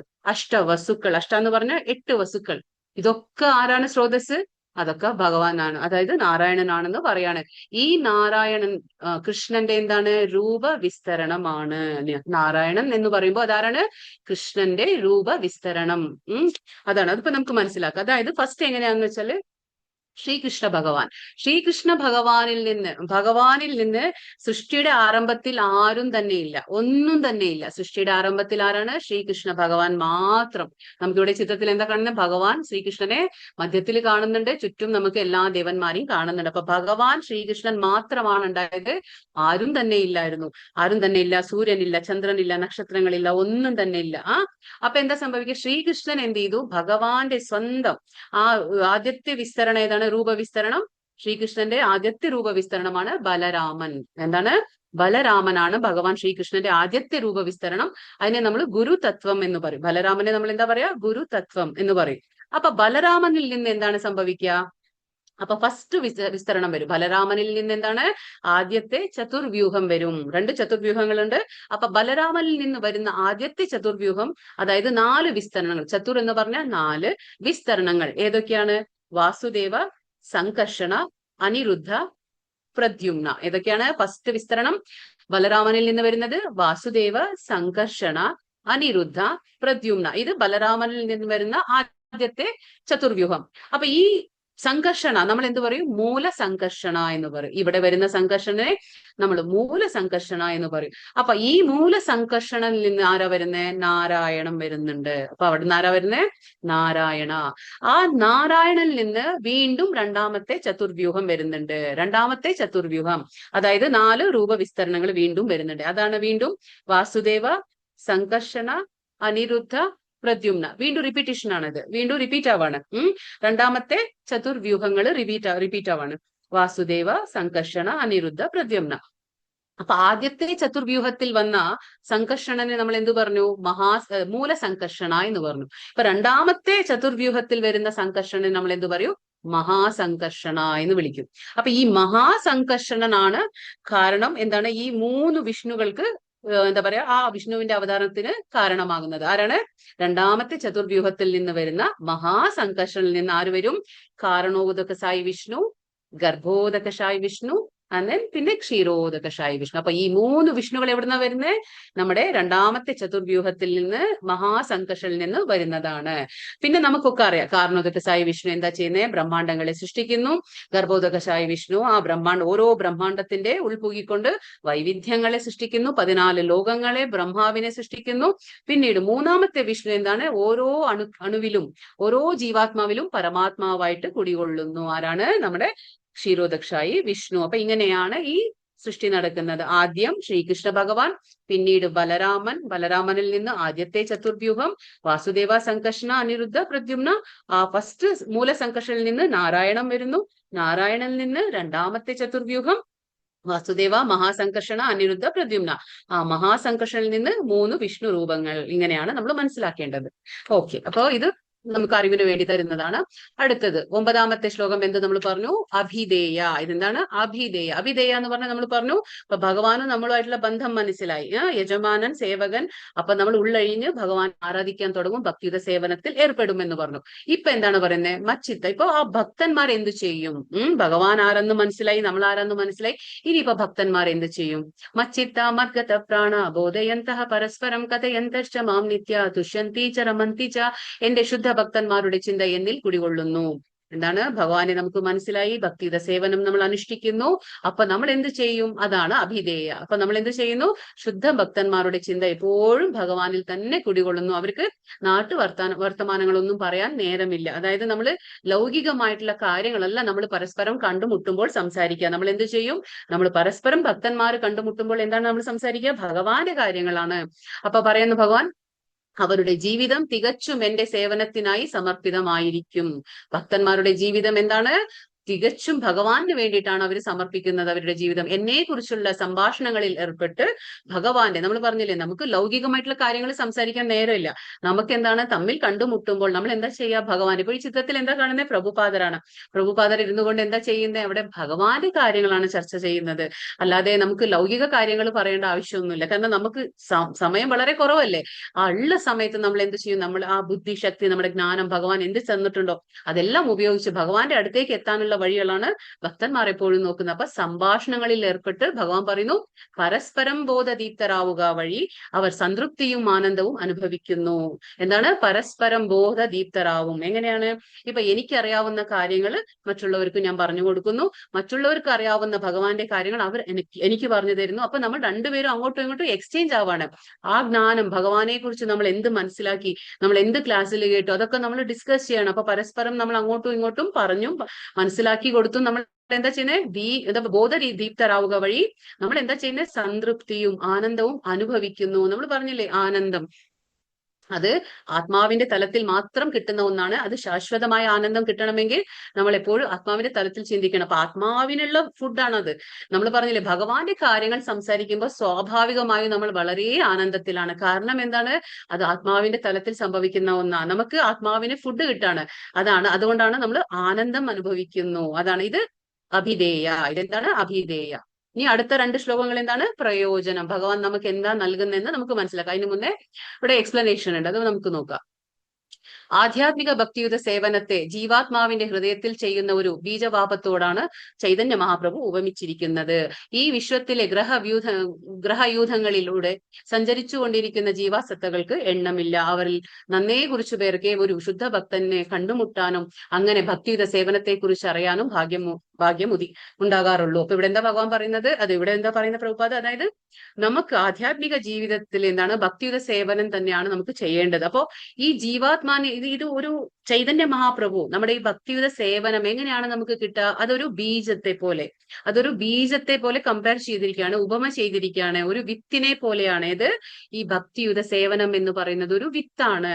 ആ വിത്ത് നമുക്ക് എങ്ങനെ കിട്ടുക? വളരെ ഭാഗ്യം ചെയ്യണം, വളരെ സുകൃതം ചെയ്യണം. അങ്ങനെ എപ്പോഴും എല്ലാവർക്കും ഒന്നും കിട്ടുന്ന ഒന്നല്ല ഭക്തിയുത സേവനത്തിന്റെ ആ വിത്ത്. അത് വിത്തിനോടാണ് ഉപമ ചെയ്തിരിക്കുന്നത്. ആര്? നമ്മുടെ ചൈതന്യ മഹാപ്രഭു. ഇപ്പൊ നമ്മൾ പറഞ്ഞു ഒരു ബ്രഹ്മാണ്ടം എടുക്കുമ്പോ തന്നെ 14 ലോകങ്ങളുണ്ട്. ഒരു ബ്രഹ്മാണ്ടത്തിൽ എന്താണ്? 14 ഗ്രഹങ്ങളുണ്ട്. അതേപോലെ നിരവധി ഒരു ഇഷ്ടം പോലെ ബ്രഹ്മാണ്ടങ്ങളുണ്ട്. അപ്പൊ ഇവിടെ പറയുന്നു, ബ്രഹ്മാണ്ട ഭ്രമിത്തെ കോന ഭാഗ്യവാന ജീവ ഗുരു കൃഷ്ണ കൃപാപായേ ഭക്തിലത ബീജ. അങ്ങനെയാ പറയാ. അതായത് ബ്രഹ്മാണ്ട ഭ്രമിത്തെ കോന ഭാഗ്യവാന ജീവ, ബ്രഹ്മാണ്ടങ്ങൾ ഇഷ്ടം പോലെ ഉണ്ട്. അതിലിങ്ങനെ നമ്മൾക്കറിയപ്പോ 84 ലക്ഷം ജീവജാലങ്ങളുണ്ട്. അപ്പൊ മനുഷ്യജന്മം കിട്ടുമ്പോൾ മാത്രമാണ് നമുക്ക് ഭക്തിയുത സേവനത്തിന്റെ ആ വിത്ത് നമുക്ക് കിട്ടുന്നത്. അത് വിത്തിനെ പോലെയാണ് എന്ന് ചൈതന്യ മഹാപ്രഭു പറയുന്നു. ആ വിത്തിനെ നമ്മൾ സൂക്ഷിക്കണം. എങ്ങനെയാണ്? നമ്മൾ ഒരു വിത്ത് കിട്ടുമ്പോൾ നമ്മൾ അതിനെ ഫസ്റ്റ് നമുക്ക് ആ സോയിലിനെ ഫർട്ടൈൽ ആക്കണം അല്ലെ. നമ്മൾ എന്നിട്ട് ആ വിത്തിനെ നമ്മൾ വിതയ്ക്കും. ആ വിത്തിനെ വിതയ്ക്കുമ്പോൾ എന്താ സംഭവിക്കുക? വിത്തിനെ വിതച്ച് അതിന് വേണ്ടുന്ന വെള്ളവും വെളിച്ചവും എല്ലാം കൊടുക്കുമ്പോഴാണ് ആ വിത്ത് മുളച്ചു വരുന്നത് അല്ലെ. അങ്ങനെയാണ്, അതേപോലെയാണ് ഭക്തി. ഈ ഭക്തിയുടെ സേവനത്തിന്റെ ഒരു വിത്ത് നമുക്ക് എങ്ങനെ കിട്ടുക? ഇവിടെ പറയുന്നു, ഒരു ശുദ്ധ ഭക്തനെ കണ്ടുമുട്ടാനും അങ്ങനെ ഒരു ഭക്തിയുത സേവനത്തെ കുറിച്ച് അറിയാനും ഭാഗ്യം ഉണ്ടാകാറുള്ളൂ. എങ്ങനെയാണ്? നമുക്ക് വളരെ കുറച്ചു പേർക്ക് ഈ ഭാഗ്യം കിട്ടുള്ളൂ. അത് ഒരുപാട് ആൾക്കാർ, ഇവിടെ കോടാനുകോടി ആൾക്കാർ ഇങ്ങനെ നടക്കുന്നുണ്ട് അല്ലെ. അലഞ്ഞു നടക്കാണ് ഇവിടെ നമ്മൾ ഓരോന്നും ചെയ്തുകൊണ്ട്. പക്ഷെ എത്ര പേർക്ക് മാത്രമാണ് ഈ ഭക്തിയുത സേവനത്തിന്റെ ആ ഒരു കാര്യം മനസ്സിലാക്കാൻ കഴിയുക? ഭഗവാൻ എന്താണ്, ഭഗവാൻ ആരാണ്, ഭഗവത്ഗീതയിൽ ഭഗവാൻ എന്താ പറയുന്നത്, നമുക്ക് എന്താണ് ചെയ്യേണ്ടത്, കലിയുഗ ധർമ്മം എന്താണ്, മനുഷ്യരായി ജനിച്ചു കഴിഞ്ഞ് നമ്മൾ എന്താണ് ചെയ്യേണ്ടത്, മരിക്കും മുന്നേ നമുക്ക് എന്താ ചെയ്യേണ്ടത്, ഇതൊക്കെ നമ്മൾ അറിഞ്ഞില്ലെങ്കിൽ നമ്മൾ ഒരു എന്താ പറയാ പക്ഷി മൃഗാദികളെ പോലെ ഇവിടെ ജീവിച്ച് തീർന്നു കഴിഞ്ഞാൽ നമ്മുടെ ആയുസ്സൊക്കെ അങ്ങനെ അതുപോലെ ജീവിച്ചാൽ എവിടെയാണ് വ്യത്യാസപ്പെടുന്നത്? നമ്മളും മറ്റു പിന്നെ എന്താ പറയാ പക്ഷി മൃഗാദികൾക്കും എവിടെയെങ്കിലും വ്യത്യാസം വരുന്നുണ്ടോ? രണ്ടുപേരും ഒരേപോലെ തന്നെയല്ലേ? ആഹാര, നിദ്ര, ഭയ, മൈഥുനം. വരും, ഭക്ഷണം കഴിക്കുന്നു, പ്രത്യുൽപാദനം ചെയ്യുന്നു, നമ്മൾ പ്രതിരോധിക്കുന്നു, ഉറങ്ങുന്നു, ഇത്ര മാത്രം. അത് അവരും ചെയ്യുന്നില്ലേ? ആ ബുദ്ധിശക്തി അവർക്കും ഇല്ലേ? ഭഗവാൻ അവർക്കും കൊടുത്തിട്ടുണ്ട്, അത് അവരും ചെയ്യുന്നുണ്ട്. പക്ഷെ അത് മാത്രം നമ്മൾ ചെയ്തുകൊണ്ടിരുന്ന പിന്നെ എവിടെയാ നമ്മൾ അവർക്കും നമുക്കും വ്യത്യാസമുള്ളത്? അതുകൊണ്ടാണ് ഭഗവാൻ പറയുന്നത് വളരെ കുറച്ചു പേർക്ക് മാത്രമാണ് ഒരു ശുദ്ധ ഭക്തനെ കണ്ടുമുട്ടാനും ആ ഭക്തന്റെ ആ അടുത്തിൽ നിന്ന് ഈ കാര്യങ്ങളൊക്കെ കേട്ട് മനസ്സിലാക്കാനും വളരെ നമ്മൾ മുൻജന്മ സുഹൃതം ചെയ്തിരിക്കണം. അങ്ങനെ കിട്ടുന്ന ആ വിത്തിനെ നമ്മൾ സൂക്ഷിച്ച് എന്താ ചെയ്യണ്ടേ? നമ്മൾ അതിനെ വിതയ്ക്കും. ആ വിത്തിനെ വിതച്ചു കഴിഞ്ഞാൽ എന്താണ്? വെള്ളം കൊടുക്കണം, വെള്ളം ഒഴിക്കണം, അല്ലെ? നമ്മൾ ആ വെയിലും വെളിച്ചവും എല്ലാം വേണം ആ വിത്തിന്, അല്ലെ? സമയാസമയത്ത് അതെല്ലാം കൊടുക്കുമ്പോൾ ആ വിത്ത് മുളച്ചു വരും. അപ്പൊ ആ വിത്ത് പോലെയാണ് ഈ ഭക്തിയുത സേവനം. ജീവസത്തയുടെ ഹൃദയത്തിൽ ഈ ബീജം നട്ടു കഴിഞ്ഞ ശേഷം എന്താണ് ചെയ്യേണ്ടത്? നമുക്കൊരു ജോലി ഉണ്ട്, അല്ലെ? വെറും വിത്ത് നട്ടു കഴിഞ്ഞാൽ നമുക്ക് പിറ്റേ ദിവസം തന്നെ അത് ചെടിയായിട്ട് വരില്ല. നമുക്കത് ക്ഷമ വേണം, നമ്മളത് പേഷ്യൻസോടെ നമ്മൾ കാത്തിരിക്കണം. അപ്പൊ അത് നമ്മൾ സമയാസമയത്ത് ജലസേചനം നടത്തണം. എങ്ങനെയാണ് ജലസേചനം നടത്തുക? അതാണ് പറയുന്നത്, ഹരേ കൃഷ്ണ കൃഷ്ണ കൃഷ്ണ ഹരേ ഹരേ, ഹരേ രാമ രാമ രാമ ഹരേ ഹരേ എന്ന മന്ത്രോച്ചാരണം ചെയ്തതുകൊണ്ടും കേട്ടുകൊണ്ടിരുന്നാൽ എന്താണ്? ആ വിത്ത് മുളച്ചു വരും. അപ്പൊ ഇതാണ് ശ്രവണം, കീർത്തനം. നമ്മൾ പറഞ്ഞു ഭക്തിയുത സേവനം, അല്ലെ? ആ ഭക്തിയുത സേവനത്തിൽ ആദ്യത്തെ 2 പടി എന്താണ്? ശ്രവണം, കീർത്തനം. അപ്പൊ ഹരേ കൃഷ്ണ മന്ത്രം ഉച്ചരിക്കുക, ഭഗവാന്റെ കാര്യങ്ങൾ കേട്ടുകൊണ്ടിരിക്കുക, ചെയ്താൽ മാത്രം മതി ആ വിത്ത് മുളച്ചു വരും. ഇതാണ് പറയുന്നത്. അതുകൊണ്ടാണ് ഭക്തിയുത സേവനം ഒരു വിത്തിനോടാണ് ഉപമിച്ചിരിക്കുന്നത്. ആരാണ്? ചൈതന്യ മഹാപ്രഭു. ഇത് നമ്മൾ മനസ്സിലാക്കണം. അപ്പൊ ഒരു വിത്ത് പതിവായി നനച്ചുകൊണ്ടിരുന്നാൽ എന്നതുപോലെ ഭക്തിയുത സേവനത്തിന്റെ ആധ്യാത്മികമായ ചെടിയും ക്രമേണ വളർന്ന് ഭൗതിക ലോകത്തിന്റെ തോട് തുളച്ച് പരവ്യോമത്തിലെ ബ്രഹ്മജ്യോതിസോളം എത്തും. എന്താണ് ഇവിടെ പറയുന്നത്? അതായത് ഇപ്പൊ നമ്മൾ വിത്ത് കിട്ടി, ആ വിത്ത് കിട്ടിയപ്പോ നമ്മൾ എന്താ ചെയ്യുന്നത്? ആ വിത്തിനെ നനച്ചുകൊണ്ടിരിക്കുകയാണ്. എങ്ങനെയാണ്? ഹരേ കൃഷ്ണ മന്ത്രത്തിലൂടെ, പിന്നെ ശ്രവണത്തിലൂടെ, ഭഗവാന്റെ കാര്യങ്ങൾ കേൾക്കുന്നതിലൂടെ നമ്മൾ ആ വിത്തിനെ നനയ്ക്കുകയാണ്. ആ നനച്ചുകൊണ്ടിരിക്കുമ്പോ എന്താണ്? ആ വിത്ത് ക്രമേണ വലുതായി അത് വളർന്നു വരും. അത് എന്താ പറയാ, അത് മുളച്ചു വരും. അങ്ങനെ വരുമ്പോ എന്താണ്? ക്രമേണ വളർന്ന് ആ വിത്ത് എന്താ സംഭവിക്കുക? അത് ഈ ഭൗതിക ലോകം, ഈ ഭൗതിക പ്രപഞ്ചത്തില് 7 ആവരണങ്ങളുണ്ട്. എന്താണ്? നമ്മുടെ ഈ ഭൗതിക പ്രപഞ്ചം നമ്മൾ 14 ലോകം പറഞ്ഞു. 14 ലോകത്തിൽ ഏറ്റവും ഉയർന്ന ലോകം ഏതാണ്? ബ്രഹ്മാവിന്റെ ലോകമാണ്. അതിനെ നമ്മൾ ബ്രഹ്മലോകം എന്നും പറയും, സത്യലോകം എന്നും പറയും. അപ്പൊ ബ്രഹ്മാവിന്റെ ലോകം, സത്യലോകം, അതാണ് ഉയർന്ന ലോകം. പക്ഷേ അതിനും മുകളിൽ എന്താണ്? നമ്മുടെ ഈ ഭൗതിക പ്രപഞ്ചത്തിന് 7 ആവരണങ്ങളുണ്ട്. അതുകൊണ്ടാണ് നമുക്ക് ഭഗവാന്റെ ശരീരത്തിലെ ആ വെളിച്ചം ഭൂമിയിലേക്ക് എത്തുന്നില്ല, ഭൂമിയിലേക്ക് നമുക്ക് കിട്ടില്ല, ഭഗവാന്റെ വെളിച്ചം കിട്ടില്ല. അതുകൊണ്ട് എന്താണ്? ഭഗവാൻ നമുക്ക് സൂര്യനെയും ചന്ദ്രനെയും ഒക്കെ തന്നിട്ടുള്ളത് എന്തിനാണ്? ഭഗവാന്റെ വെളിച്ചം, ശരീരത്തിലെ വെളിച്ചം ഇവിടെ എത്തില്ല. അതെവിടെയാണ്? ബ്രഹ്മജ്യോതി. ബ്രഹ്മജ്യോതിസ് എന്ന് നമ്മൾ പറഞ്ഞു. ആ ബ്രഹ്മജ്യോതിസ് എന്താണ്? ഭഗവാന്റെ ശരീരത്തിലെ വെളിച്ചം മാത്രമാണ്. അതിലേക്കാണ് ലയിക്കാൻ ആഗ്രഹിക്കുന്നത് ആരാണ്? മായാവതി. നമ്മൾ പറഞ്ഞില്ലേ, മായാവതി സന്യാസികൾ അവർ പറയുന്നു ഭഗവാൻ ഒരു വെളിച്ചം മാത്രം, ഭഗവാന് നിർഗുണ നിരാകാരൻ, ഭഗവാന് രൂപമില്ല, ഒരു ചൈതന്യം മാത്രം എന്ന് പറഞ്ഞ് ലയിക്കാൻ ആഗ്രഹിക്കുന്ന ആ ബ്രഹ്മജ്യോതിസ് എവിടെയാണത്? നമ്മുടെ ഭൗതിക പ്രപഞ്ചത്തിലും മുകളിലാണ്. അപ്പൊ ഈ ബ്രഹ്മജ്യോതി വരെ എത്തുമെന്നാ പറയുന്നത്. എങ്ങനെയാണ്? ഈ തോട്, അതായത് ഭൗതിക ലോകത്തിന്റെ തോട് തുളച്ച് പരവ്യോമം എന്ന് പറഞ്ഞാൽ സ്പിരിച്വൽ സ്കൈ, അല്ലെങ്കിൽ ആകാശം, ആധ്യാത്മിക ആകാശത്തിലേക്ക് എത്തും. ഏത്? നമ്മുടെ ഈ ഭക്തിയുത സേവനത്തിന്റെ ആ ഒരു എന്താ പറയാ ചെടി, അത് വളർന്ന് എവിടെ എത്തും? നമ്മുടെ ഈ ബ്രഹ്മലോകത്തിലും അപ്പുറം പോയി നമ്മുടെ 7 ആവരണങ്ങളുണ്ട്. എന്താ 7 ആവരണങ്ങൾ എന്ന് പറഞ്ഞാൽ? പഞ്ചമഹാഭൂതങ്ങളും മഹത്തത്വ മിഥ്യാഹങ്കാരം എന്നുള്ള ആ 7 ആവരണങ്ങളെ അതിന്റെ തോട് തുളച്ചത് എവിടെ എത്തും? ബ്രഹ്മജ്യോതിസിൽ എത്തും. എന്നിട്ട് അത് അവിടെ നിൽക്കുന്നില്ല, വീണ്ടും വളർന്നു പോവുകയാണ്. എവിടേക്ക് പോവും? ആ പരവ്യോമത്തിലും അത് വളർന്ന് ഗോലോക വൃന്ദാവനം എന്ന പേരുള്ള കൃഷ്ണന്റെ സർവോത്കൃഷ്ട ലോകത്തോളം ഉയർന്നു. അപ്പൊ നമുക്കറിയാം ഉത്കൃഷ്ടമായ ലോകം ഏതാണ്? ഭഗവാന്റെ ഗോലോക വൃന്ദാവനമാണ്. അത് വൈകുണ്ഠ ലോകങ്ങൾക്കും മുകളിലാണത്. ഏത്? ഭഗവാന്റെ ഗോലോക വൃന്ദാവനം. അവസാനം അതെന്താ ചെയ്യുന്നത്?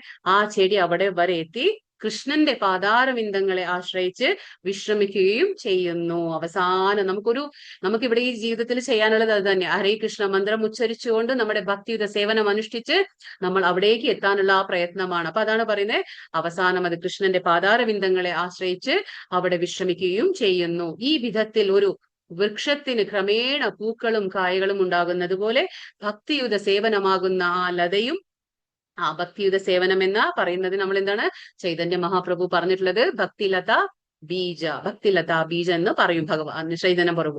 അതുകൊണ്ടാ പറയുന്നത് അപ്പോഴും എന്താണ്, ഇത് ഇങ്ങനെ വളർന്ന് ഇത് പൂക്കുകയും കായ്ക്കുകയും ചെയ്യുന്നു. അപ്പോഴും ശ്രവണ കീർത്തനങ്ങളാലുള്ള ആ ജലസേചനം തുടർന്ന് പോരണം. നമ്മളിപ്പോ നിർത്താൻ പാടില്ല. അതായത് നമ്മളിപ്പോ കുറെ ഭഗവാന്റെ കഥ കേട്ടു, കാര്യങ്ങൾ കേട്ടു, മനസ്സിലാക്കി, ഹരേ കൃഷ്ണ മന്ത്രം ഞാൻ 1 വർഷം ജപിച്ചു അല്ലെങ്കിൽ 10 വർഷം ജപിച്ചു, അങ്ങനെയല്ല. അത് നമ്മൾ ജപിച്ചുകൊണ്ടേയിരിക്കണം. നമ്മുടെ മരണം വരെ നമ്മൾ ജപിച്ചുകൊണ്ടേയിരിക്കണം നമ്മൾ. അപ്പൊ എന്താ സംഭവിക്കുക, അത് ജലസേചനമാണ്, അതിന് വേണ്ടുന്ന ആ വെള്ളമാണ്. നമ്മളിപ്പോ ഒരു ചെടി വളർത്തുമ്പോൾ നമ്മൾ സമയാസമയത്ത് വെള്ളം കൊടുക്കുന്ന പോലെയാണ് നമ്മുടെ ആ ഭക്തിലതാ ബീജമായ ആ ഭക്തിയുത സേവനത്തിന് നമ്മൾ ജലസേചനം എങ്ങനെ ചെയ്യുക, ഹരേ കൃഷ്ണ മന്ത്രത്തിന്റെ ഉച്ചാരണം, പിന്നെ ശ്രവണം, ഭഗവാന്റെ കാര്യങ്ങൾ കേട്ടുകൊണ്ട് അത് തുടർച്ചയായി അത് അതേപോലെ കൊണ്ടുപോകണം. അപ്പൊ പറയുന്നു ചൈതന്യ ചരിതാമൃതത്തിൽ ഈ ലതയെ കുറിച്ച് വിവരിച്ചിട്ടുണ്ട്. ചൈതന്യ ചരിതാമൃതം എന്ന് പറഞ്ഞാൽ നമ്മുടെ ചൈതന്യ മഹാപ്രഭുവിനെ കുറിച്ചിട്ടുള്ള എഴുതിയിട്ടുള്ള പുസ്തകമാണ്. അപ്പൊ അതിൽ ഇതിനെ കുറിച്ചാണ് പറയുന്നത്. ഇപ്പൊ നമ്മൾ സംബന്ധം മനസ്സിലാക്കി, അഭിധേയം മനസ്സിലാക്കി. ഇനി ഭഗവാന്റെ പ്രയോജനങ്ങൾ എന്താണ്? അപ്പൊ 10ഉം 11ഉം ശ്ലോകങ്ങൾ എന്താണ് പ്രയോജനം. അപ്പൊ ഇതാണ് ഭഗവാൻ നമ്മൾ ഇങ്ങനെയൊക്കെ ചെയ്യുമ്പോൾ എന്താണ് ഭഗവാൻ നമുക്ക് തിരിച്ചു തരുന്നത്, അതാണ് പറയുന്നത്. തേഷാം സതതയുക്താന ഭജതാം പ്രീതി പൂർവകം ദദാമി ബുദ്ധി യോഗം തം ഏനമാമുപയാന്തി തേ. പ്രേമഭക്തിയോടെ എന്നെ സദാ ആരാധിക്കുന്നവർക്ക് എന്നെ പ്രാപിക്കാൻ ഉതകുന്ന ബുദ്ധിവിശേഷം ഞാൻ നൽകുന്നു. അപ്പൊ ആരാണോ ഭഗവാനെ സ്ഥിരമായി എപ്പോഴും സ്നേഹിച്ചു, എന്താ പറയുക, ഭഗവാന്റെ ഭക്തി സേവനത്തിൽ ഏർപ്പെടുന്നത്, അങ്ങനെ ചെയ്യുമ്പോ ഭഗവാൻ എന്ത് ചെയ്യും, അവർക്ക് വേണ്ടുന്ന ബുദ്ധിവിശേഷം ഭഗവാൻ തന്നെ നൽകുന്നു. എങ്ങനെയാണ് അത് ചെയ്യുന്നത്? ഭഗവാൻ ഉള്ളിൽ എന്താണ്, പരമാത്മാ രൂപത്തിൽ ഇരിക്കുന്നു. അപ്പൊ ഭഗവാന് നല്ലതുപോലെ അറിയാം ആരൊക്കെ എന്തൊക്കെ ചെയ്യുന്നു, ആരൊക്കെ എന്തൊക്കെയാണ് ചിന്തിക്കുന്നത്, എല്ലാം ഭഗവാന് മനസ്സിലാകും. അപ്പൊ നമ്മുടെ ആ പ്രയത്നം, സിൻസിയറിറ്റി ഓഫ് പർപ്പസ് എന്ന് പറയുന്നത്, നമ്മൾ എത്രത്തോളം സിൻസിയർ ആണ്, നമ്മുടെ ആ പ്രയത്നത്തിൽ എത്ര എഫേർട്ട് ഉണ്ട് നമുക്കെന്നുള്ളത് ഭഗവാന് തീർച്ചയായിട്ടും മനസ്സിലാവും.